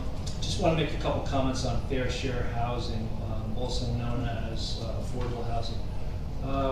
We have a number of ordinances that relates to this, and we have to review, and we have there has been a review by a court-appointed special master as well as the Fair Share Housing Center. We have to look at our ordinances, and it's going to be required to adopt additional ordinances borough-wide that looks at the development of fair share housing. We're also going to have to establish a fair share housing trust fund and adopt the development fee ordinance. That's going to be something that we have to work on. These are kind of the big steps. Borough will also have to hire an administrative agent to manage the units created as well as a rehab program. Borough will have to establish a rehab program. The borough will have to have an appointed municipal employee and municipal housing liaison. In addition to that, we'll need to prepare a housing element and fair share plan. We'll have to approve a spending plan and ordinances identified for any shortfall of money. This is a requirement. And then finally, our planners will have to coordinate with our affordable housing attorney to get the appropriate ordinances and motions to the courts in place. We started that process. We filed a declaratory judgment action, which was approved by Superior Court last month. So we've got a lot to do, and we're going to try to get all that done by January, February of next year. But I just wanted to let people know that there is some complexity here that we've got to work through. On a good note, your tax bill, it's on its way. There's been a number of calls into the municipal offices, like, where's my tax bill? I want to pay my tax bill. So the good news is there's a lot of people that are just anxious to pay their tax bill. We worked very hard to lower the borough's municipal tax levy, and we did on a marginal basis the actual taxes. I'm quite happy to report that our total tax levy, county, school, library, will increase less than 1%. The dollar amount's about $170,000 for the total community. On a household basis, the tax rate will go down 4.1% from 1.222 to 1.172. This translates to most residents as a marginal increase to the majority homes. So we're happy to report that will be coming out formally in the next couple of days. Hopefully, it was just a little bit of a glitch getting the written document, but I talked with the tax assessor yesterday and today, and that's happening. The reason I wanted to get that out there is because there's been a lot of questions at call-ins about, when are we going to see our tax bill. Just two other points. Bradley Cinema, contrary to news accounts in one of our local newspaper, I think we're going to see a positive announcement on that by that management group. That's what they tell me shortly. I'll have to wait and see. And then last, I wanted to mention the 10th anniversary of the Bradley Beach Arts Council and their festival that was held this past weekend. Kim mentioned it also, the Shakespeare Festival. It was held in perfect weather at the Fifth Avenue Gazebo, and both last Friday and Saturday. This year's festival was dedicated to our former mayor and co-founder of the council, Mayor Julie Schreck. The chair, Julia Rand, did an outstanding job directing and participating in over 40 sonnets, songs, and acts. Julia didn't participate in all 40 plus, but she did in a few. Her able music director, Jacqueline Schneider, was also a key to their success. The active and technical team's enthusiasm was evident. The arts are alive and well in Bradley Beach, and thanks to Julia and Jackie for a great job, and I think people really appreciate it, and we had very good crowds for that. That is my report. Can I make a Sure. comments? If I can say. So, you okay? Am I supposed to wait? I want to thank the mayor for his participation in our Shakespeare Festival, and I want to thank Police Chief Galita and Biagio, if he's still here, Public Works. No. Anyway, they were wonderful in helping us as they do every year, and they always do everything that we need, and I can't thank them enough. And again, the mayor introduced us, and he did a really good job. He might, I might have to audition him for a part next time, but he did very well. And what else do I want to talk about? I do hope, I had one question about the school. Now, we usually do plays during the year at the school, which is a wonderful theater. However, because of COVID, we haven't done anything. And I don't know what to plan, because I don't know about the, I know the heating is very poor there, and I don't know about the what do you call it? Ventilation. Air handling systems, yeah. Yeah, I'm not sure what's being done with that, or not being done with that, because I don't know if people will be able to be in that space even if they're separated. Yeah, we actually had a meeting today with the superintendent, Kim and I, so we can brief you offline on that, Julia, because there are plans, and we're still trying to navigate COVID, but there's some plans to do some air handling things, so. Yeah, because otherwise I don't know how to plan. Yeah, I always understand. do a fall and spring event and other Right. events in that wonderful space, but it has problems. Yeah, no, absolutely, yeah. They're addressing, yeah. Okay, that's all. Okay, thank you, Julia. Thanks, Jack. Awesome. Okay, Councilman Meadow. I'd just like to add a little bit to Larry's report about the roads. We've seen a vast improvement on housekeeping from the company that did the first phase of the water sewer replacement. So that's good. I had a conversation with Biagio today, and really the only thing he has to report right now is business as usual for the mid-July season. Nothing unusual, so that's the end of my report. Good. Thank you, Councilman. Toast. I'd like to start out by just announcing to the public that the Sylvan Lake Commission is meeting tomorrow night, 7 p.m.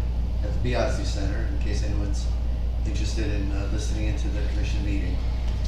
I also did want to recognize Julia Rand for her leadership and for the wonderful presentation of the Shakespeare at the Beach this past weekend.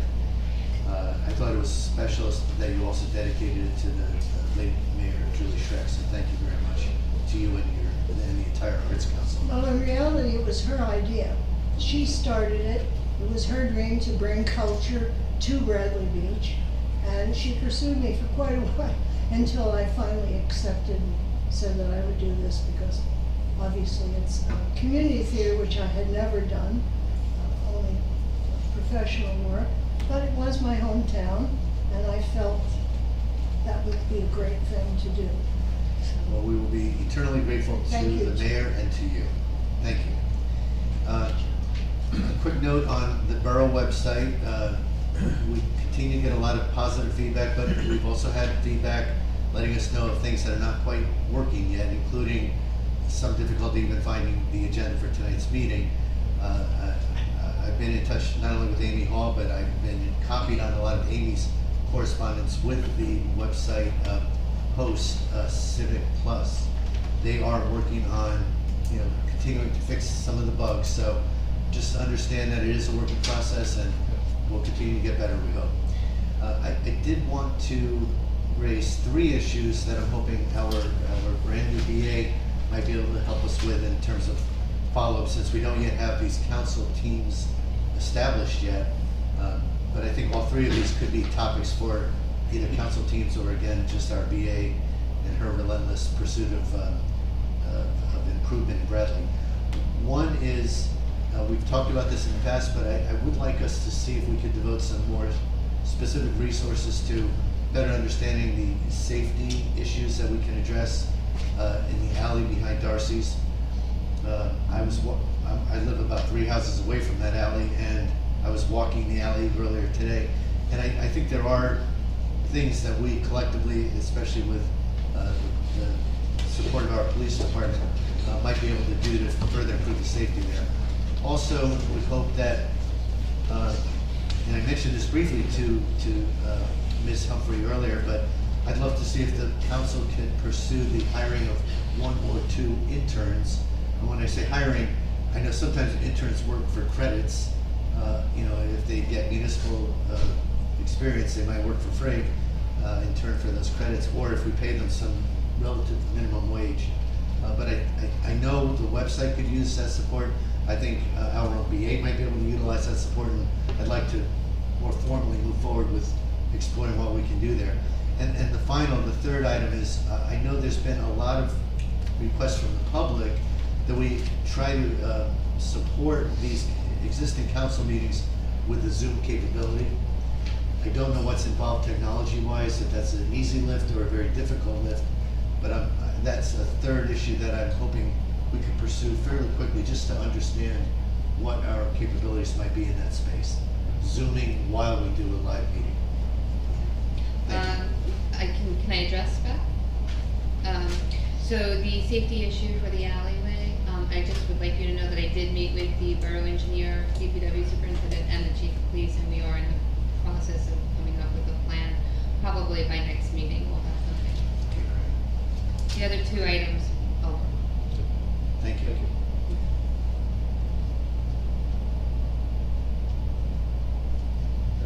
That's Okay, it. Thanks, I'm sorry. Okay, Councilman. Thanks, Mr. Mayor. For the police department's report, local resident was arrested for disorderly conduct. A male subject and a female subject were both arrested for driving while intoxicated, and the police took a report for a criminal mischief to a residence. Moving on to first aid.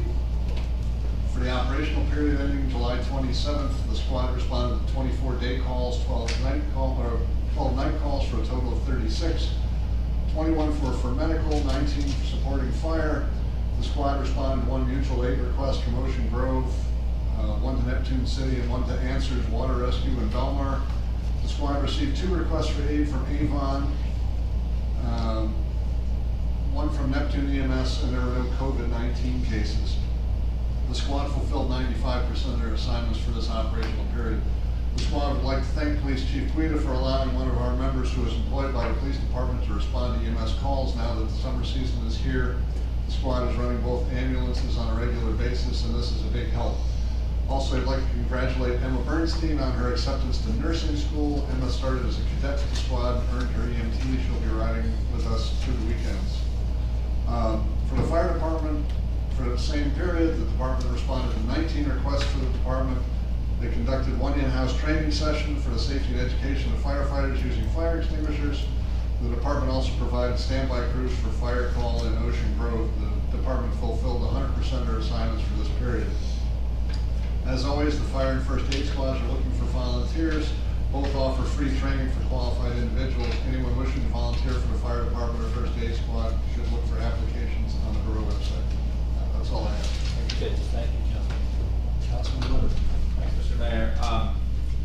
Yeah, I'd like to start out thanking the Arts Council. That was a great event, well attended, and I was only there one night, but that was fantastic, so thank you for that. Thank you. I vote for the mayor to play Richard III if you're taking out. Well, John, I was thinking of casting you. Okay. All right. Thank you. Thanks for that. On the other hand, but I really wanted a much taller He's taller than you. actor, and he was taller.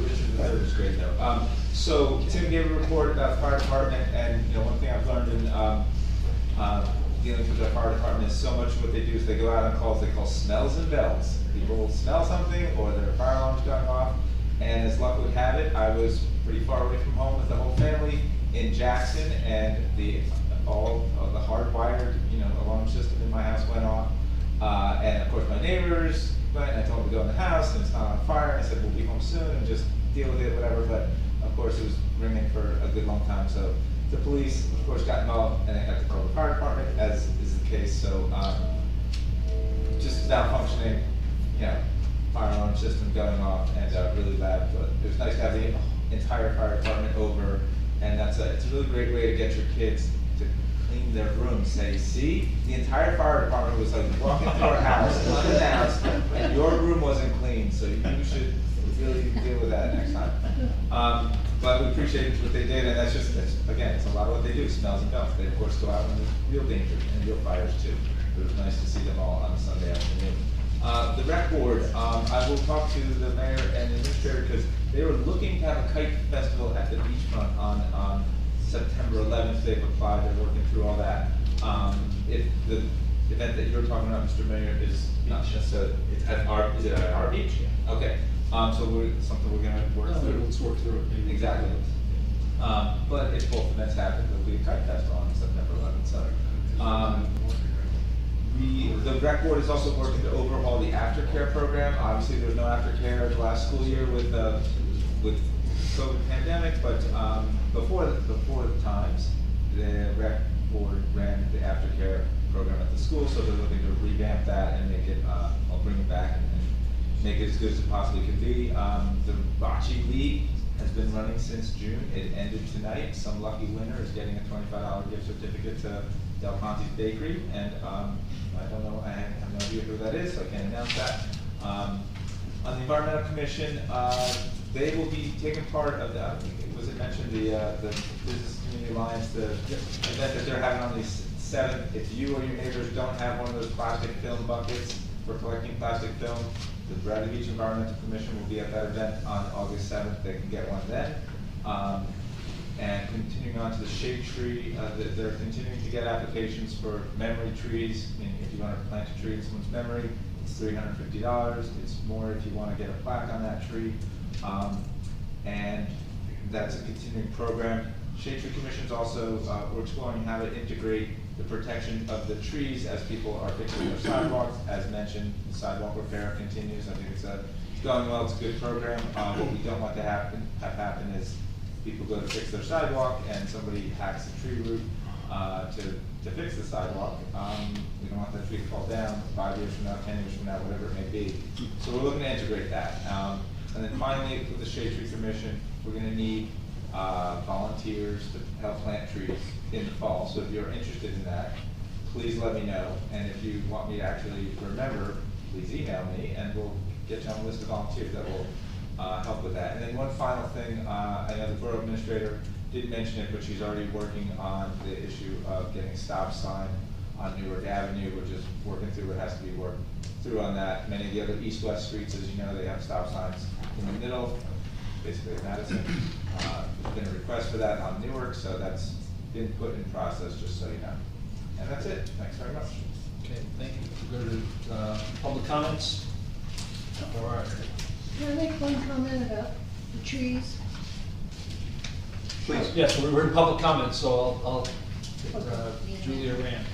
Okay. You can just speak from there too. Well, I'm just, yeah, I don't want to try to get over there. I planted trees on my strip on Atlantic Avenue about, I don't know, how many years ago? Probably 15. There was a fellow at that time who was on the shade tree. There was a couple of them. And the one fellow really knew it a lot. And I had a choice of what to choose. And I planted 4 trees that I purchased myself. And they're roots that go straight down, okay? So that there's no way that any sidewalk is gonna buckle or anything like that. And it's called a a winter thornberry tree. And it also provides nice berries for the birds in the winter, and it has flowers, and it doesn't get that big. So, but the wonderful thing is that it goes down. So it's just something I would recommend. And at that time, whoever that fellow was, it was too many years ago for me to remember, had suggested that and had samples for homeowners to look at. I'm sure you're probably doing something like that. Yeah, we have a recommended tree list. We have a tree expert on staff now. Well, this tree is absolutely one that should be recommended. Okay. It's on the list. If it's on the list, Okay, good.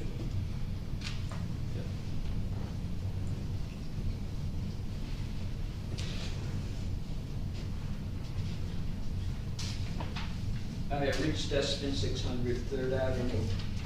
At one other meeting when it was announced about the water company doing repaving on a few blocks, one of them was 3rd Avenue, I had asked, does that include Hammond and 3rd? And I was told yes. More specifically, I want to make sure that an error that the water company made is going to be corrected as well, that they're not just going to blacktop over the error and not have the error corrected.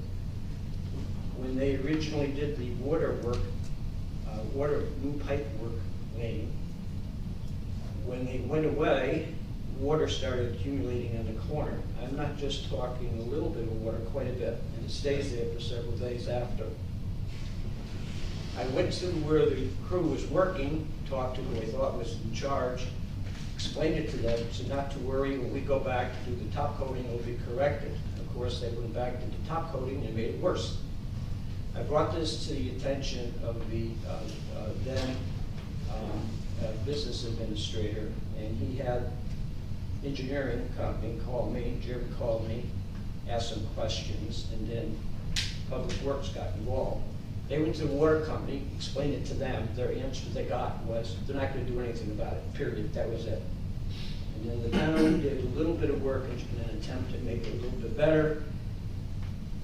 I guess theoretically it's a little bit better, but it's still more than ankle deep at the intersections. I want to make sure that that work is going to be corrected. Okay. We can follow up on that. Thank you very much. Secondly, we used to hear reportage on the beach activity during the summer, Right. especially the dollars and cents part of it. Yep. And so if we can hear about that, that would Yeah, we'll wait till the end of the end of July and kind of get a midway kind of point, so. Okay, we would typically hear during the summer, here's where we stand. I think that that's something that could be included again in the report, which I think it's important information. Mr. Desmond, I'll meet with the department head and see if I can get those reports available and have it as part of my report. Thank you.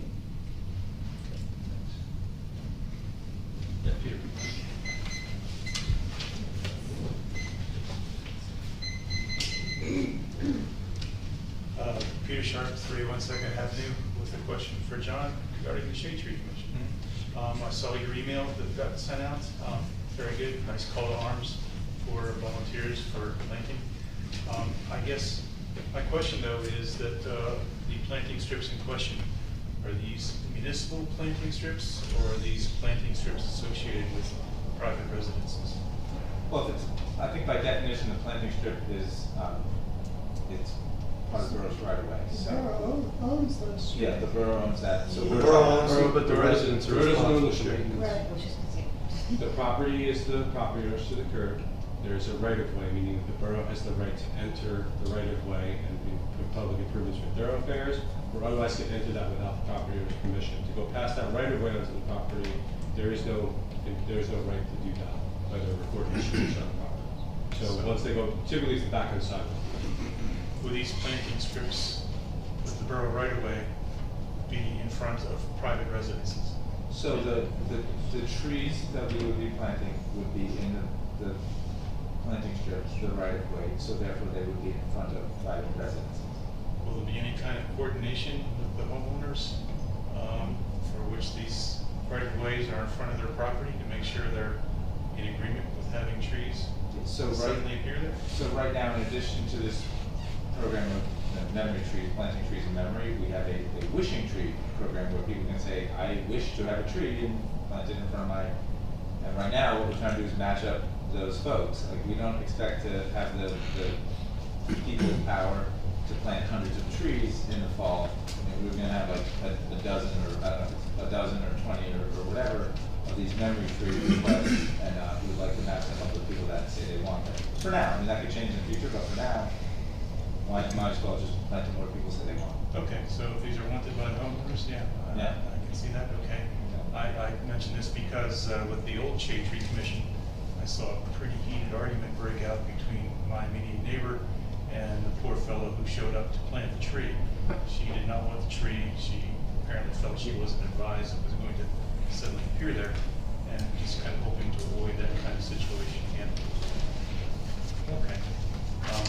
That being the case, please include me as a volunteer. Okay, thank you. Thanks, Peter.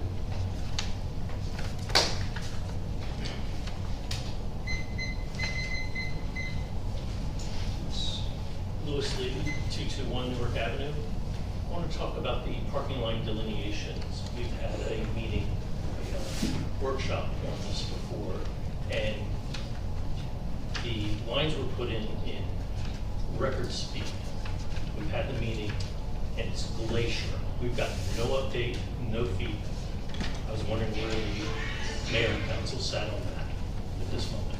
Yeah, so we can update you on it. Said we were gonna have a period of assessment through the end of the summer. We've made a couple of tweaks in the context of the analysis of it. So why don't we take it offline and give you a full update? Absolutely. Thanks.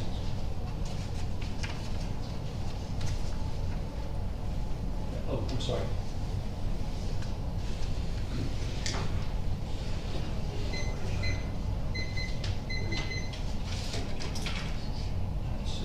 Nancy Meadow, Ocean Park Condominiums. I'd like to remind you that it is about we the people, not about you the dictator, and it is inappropriate to silence the public. Whether or not they voted for you, you are to represent all of the borough. That being said, I'm concerned that in June, we made a final payment to a roost control technical company of $750. The geese have migrated from the lake to the brick walk and the lawns. It's a severe problem. I don't know how the I wish Mr. Fung had left. I don't know how the landscapers are even mowing the lawns. I would like them very humanely moved. I don't know if that $750, it said final payment, was it an end of the contract, was it a one-term thing? I don't know anything about it, but it needs to be addressed and remedied.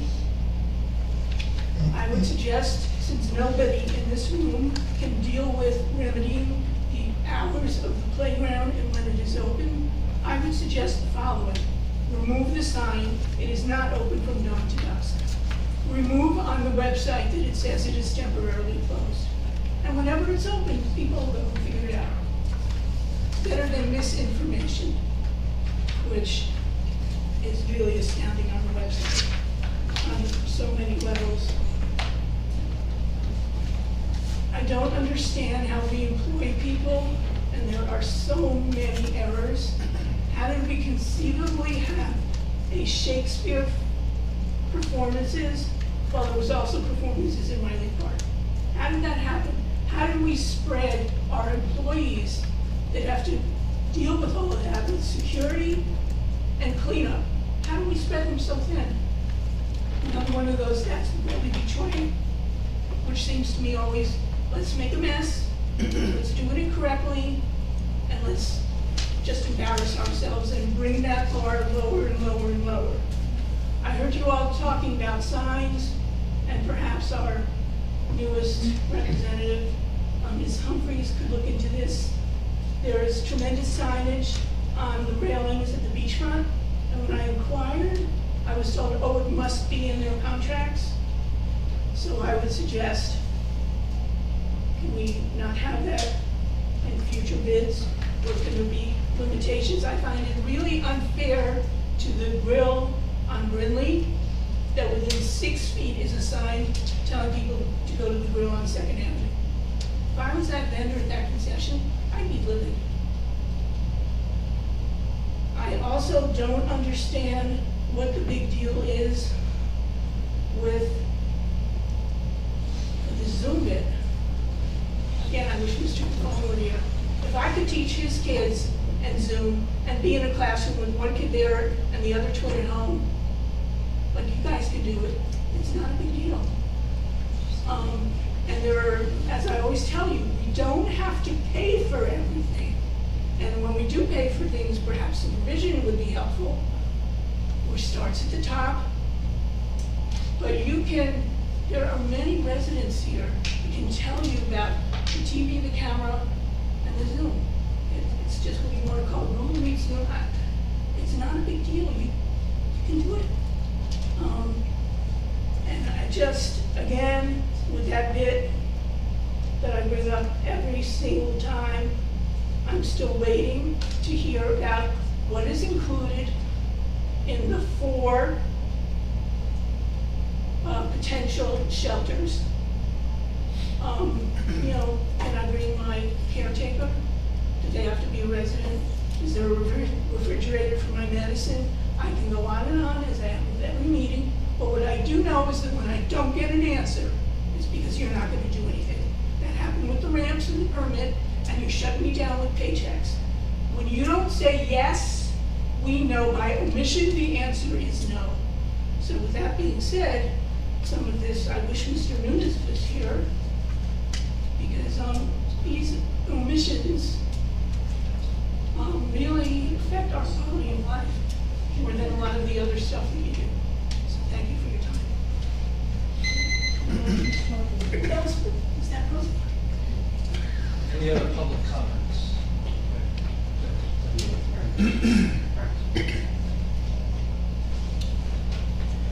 My name is Henry Machos from 209 3rd Avenue. And I heard in your meeting here that there's going to be a possible vote on the community center church in the fall. Yeah. That would be a great idea, because there's a lot of people that are for it, and there's a lot of people that may be against it, and it's the fair way to do it. And I was wondering if you could, if there's like a cost estimate of what it would be to complete this project, that would be important to add in there, as well as. It won't be on the referendum, but it will be available for that. As well as the cost loss of the tax revenue of building 4 houses on that location, as well as if you owned a piece of property, for instance, a couple houses away, your house would be, with the 4 brand new houses there, your house is going to be taxed assessed more immediately because your house would be worth more. That's always the case. So that whole neighborhood would be a tax explosion for the town. Just, you know, so that has to be all included. But I think that would be great to do that, that referendum. The second thing I wanted to ask or bring up, and I really have no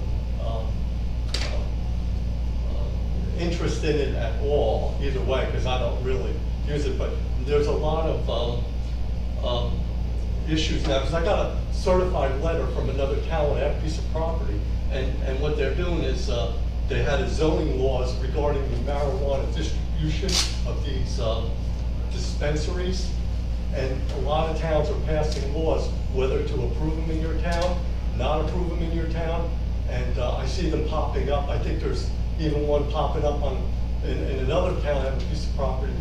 I didn't get and when I got the certified letter and the email, either whether I agreed with the email or disagreed with it, I responded to it, Mr. Mayor. That's what I did. Let me leave it at that. Do you know what I'm saying? Yeah. Okay. But, so I was wondering if there's any zoning that we're going to impose here, and because all these little towns, all these towns are coming up with zoning regarding the dispensary, the use and the sale of marijuana. And, you know, we might want to consider, either way, I don't really care. We've already passed that. Oh, you already did? See, I've been out of the loop. Yeah. But, okay, thank you. Okay, thank you.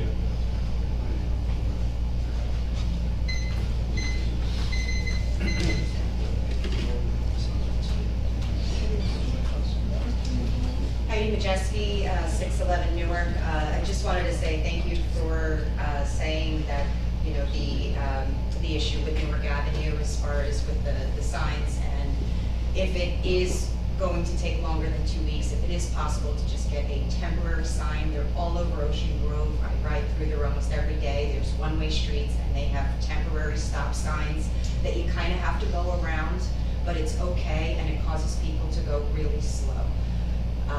We're hitting August, and I know we've been talking about this for months, so if it's just going to take any longer, if we could get something temporary, that would be fantastic. Also, regarding the Zoom meeting, since we're going to go down that pathway, if it is possible, I did hear that in Ocean County, I know from somebody here that there was a town there, I think it's Howell or Jackson, that takes phone calls and answers emails during the Zoom meetings. And I thought that that was really important to allow everybody the opportunity to speak at the meeting and not just be on Zoom and just listening, but also being able to answer questions that come through. So thank you.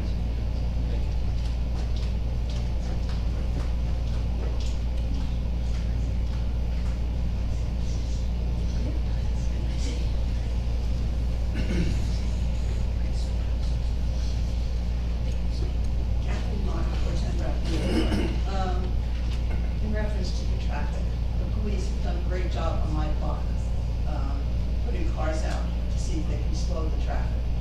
But as soon as the police car is gone, the traffic continues speeding down the block. It has gotten to a point now where I can't even sit on the porch. It is. What street are you on? Yeah, Bradley Boulevard. Oh, Bradley Boulevard, okay. I agree with her. And it's so wide that they think it's a throughway. Now we have children riding on motorized scooters, motorized skateboards, and somebody is going to get hurt. There's no way to put a stop sign because there's really no cross street. The streets end at Bradley Boulevard. I'm requesting, and I'm hoping that we can get this done, a sign that gives you the speed you're doing. You see them all over in all the towns. Spring Lake Heights has them, Belmar has them, Avon has them, and it does slow people down. Once they find out they're over the speed limit, they hit the brakes. Somebody's gonna get hurt. You saw what happened in Neptune in Shockier Hills. A 10-year-old boy was killed last week by somebody driving, but he was on a motorized bike. It's just bringing it back to life. We don't want that to happen here. Got to start thinking about it. Secondly, go ahead. The police chief can sign up tomorrow. I know, when he would, I could have talked to you, I would have, but I was so enraged last week because of that. I'm afraid somebody's gonna get really hurt. Secondly, this week, it was very busy down at the beach. And Bradley Boulevard is a very popular place to park.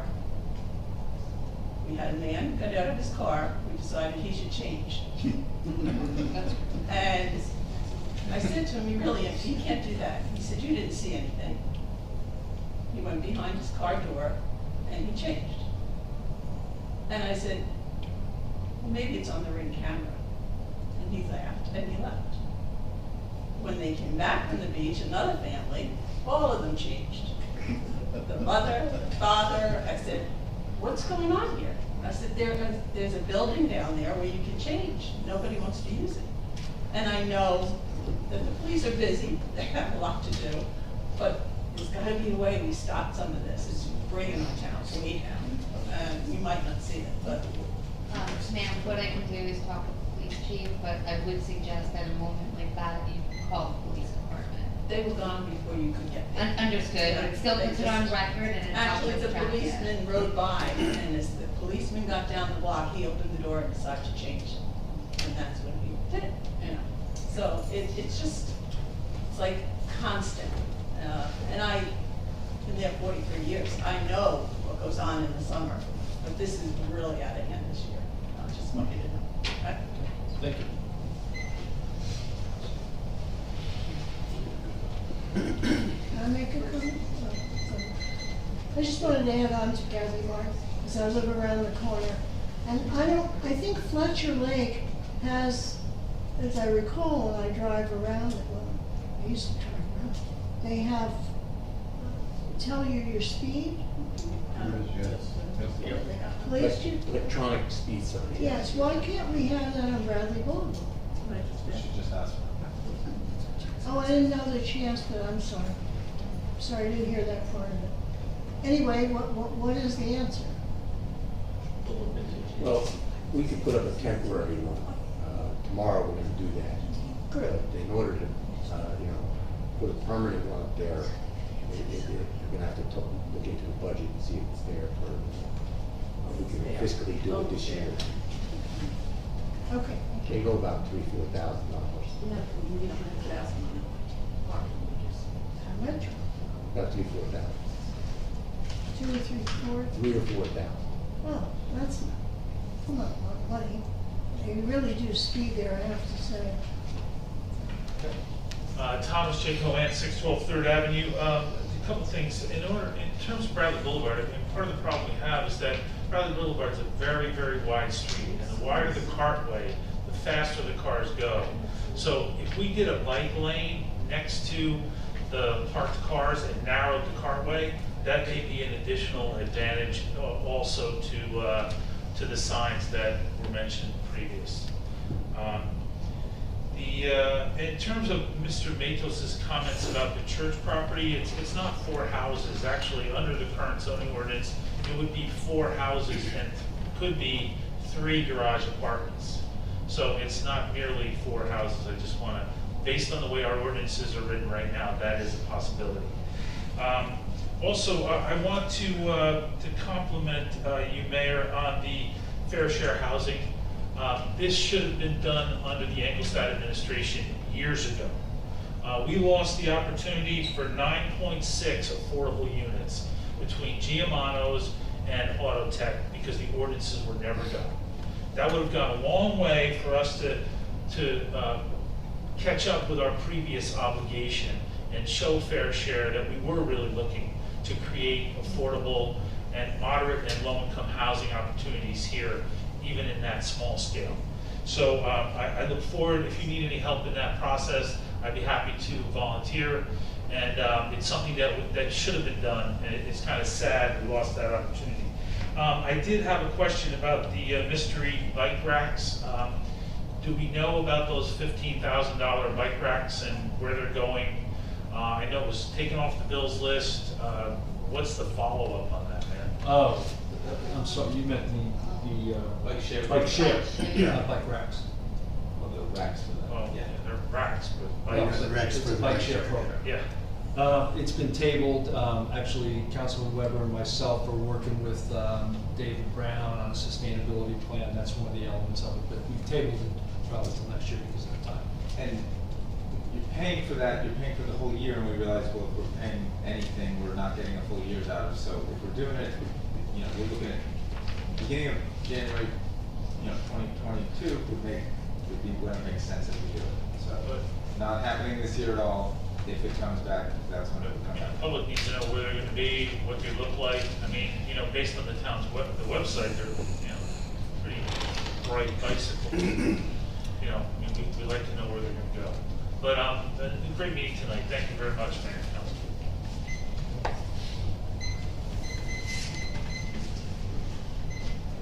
William Shook, 110 Fifth Avenue, Bradley Beach.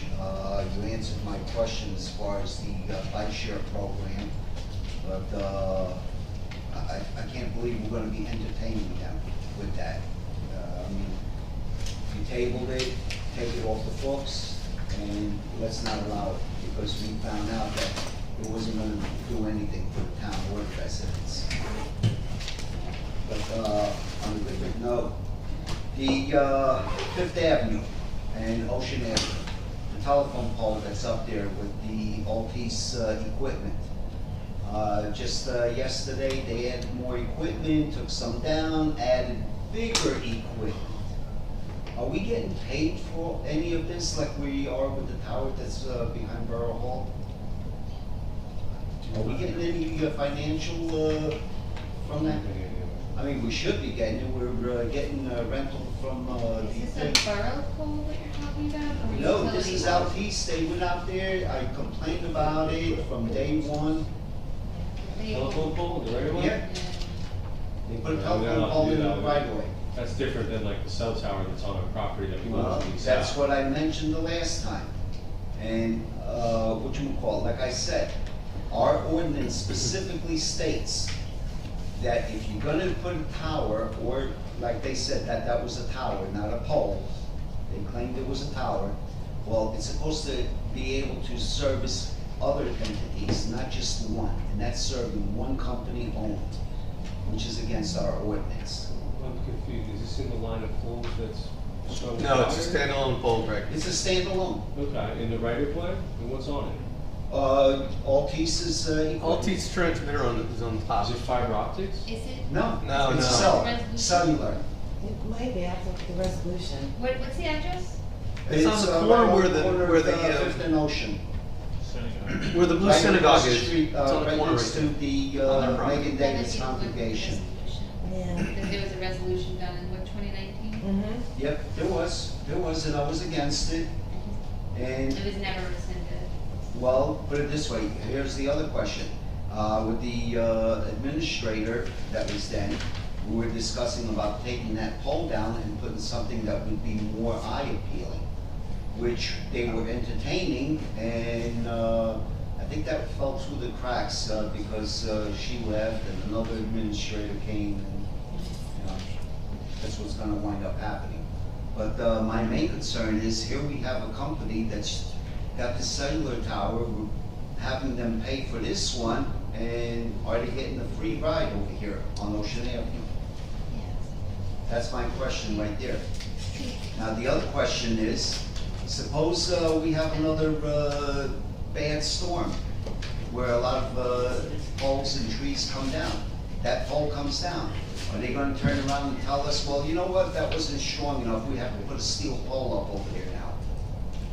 Is that what we're gonna be entertaining, a steel pole on Ocean Avenue?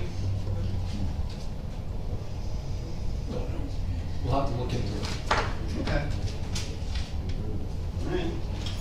I wish somebody would look into it. The other thing that I was surprised that nobody mentioned was the National Night Out, August 3rd, this Tuesday. That is going to happen between 4th and 5th Avenue on Ocean Avenue. So it's, you know, it's a nice night out. The police will be doing grilling hamburgers and hot dogs and stuff. There's going to be all kinds of goodies out there, rides for kids, entertainment. So everybody should come. Yeah, thanks for bringing that up. Forgot about that. Thank you. Okay, any other comments? If there are no other comments, I'll make a motion to adjourn. Second. All in favor? Aye. Thank you, everybody. Good night. Thank you.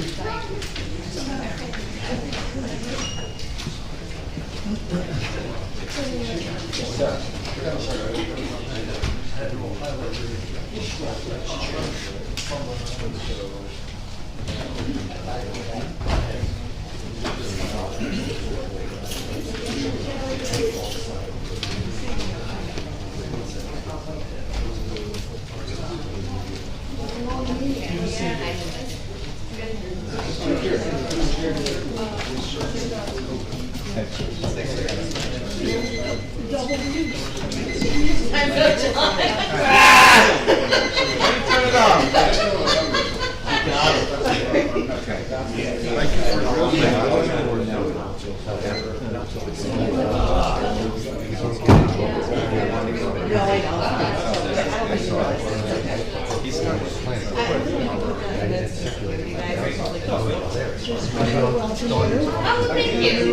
I appreciate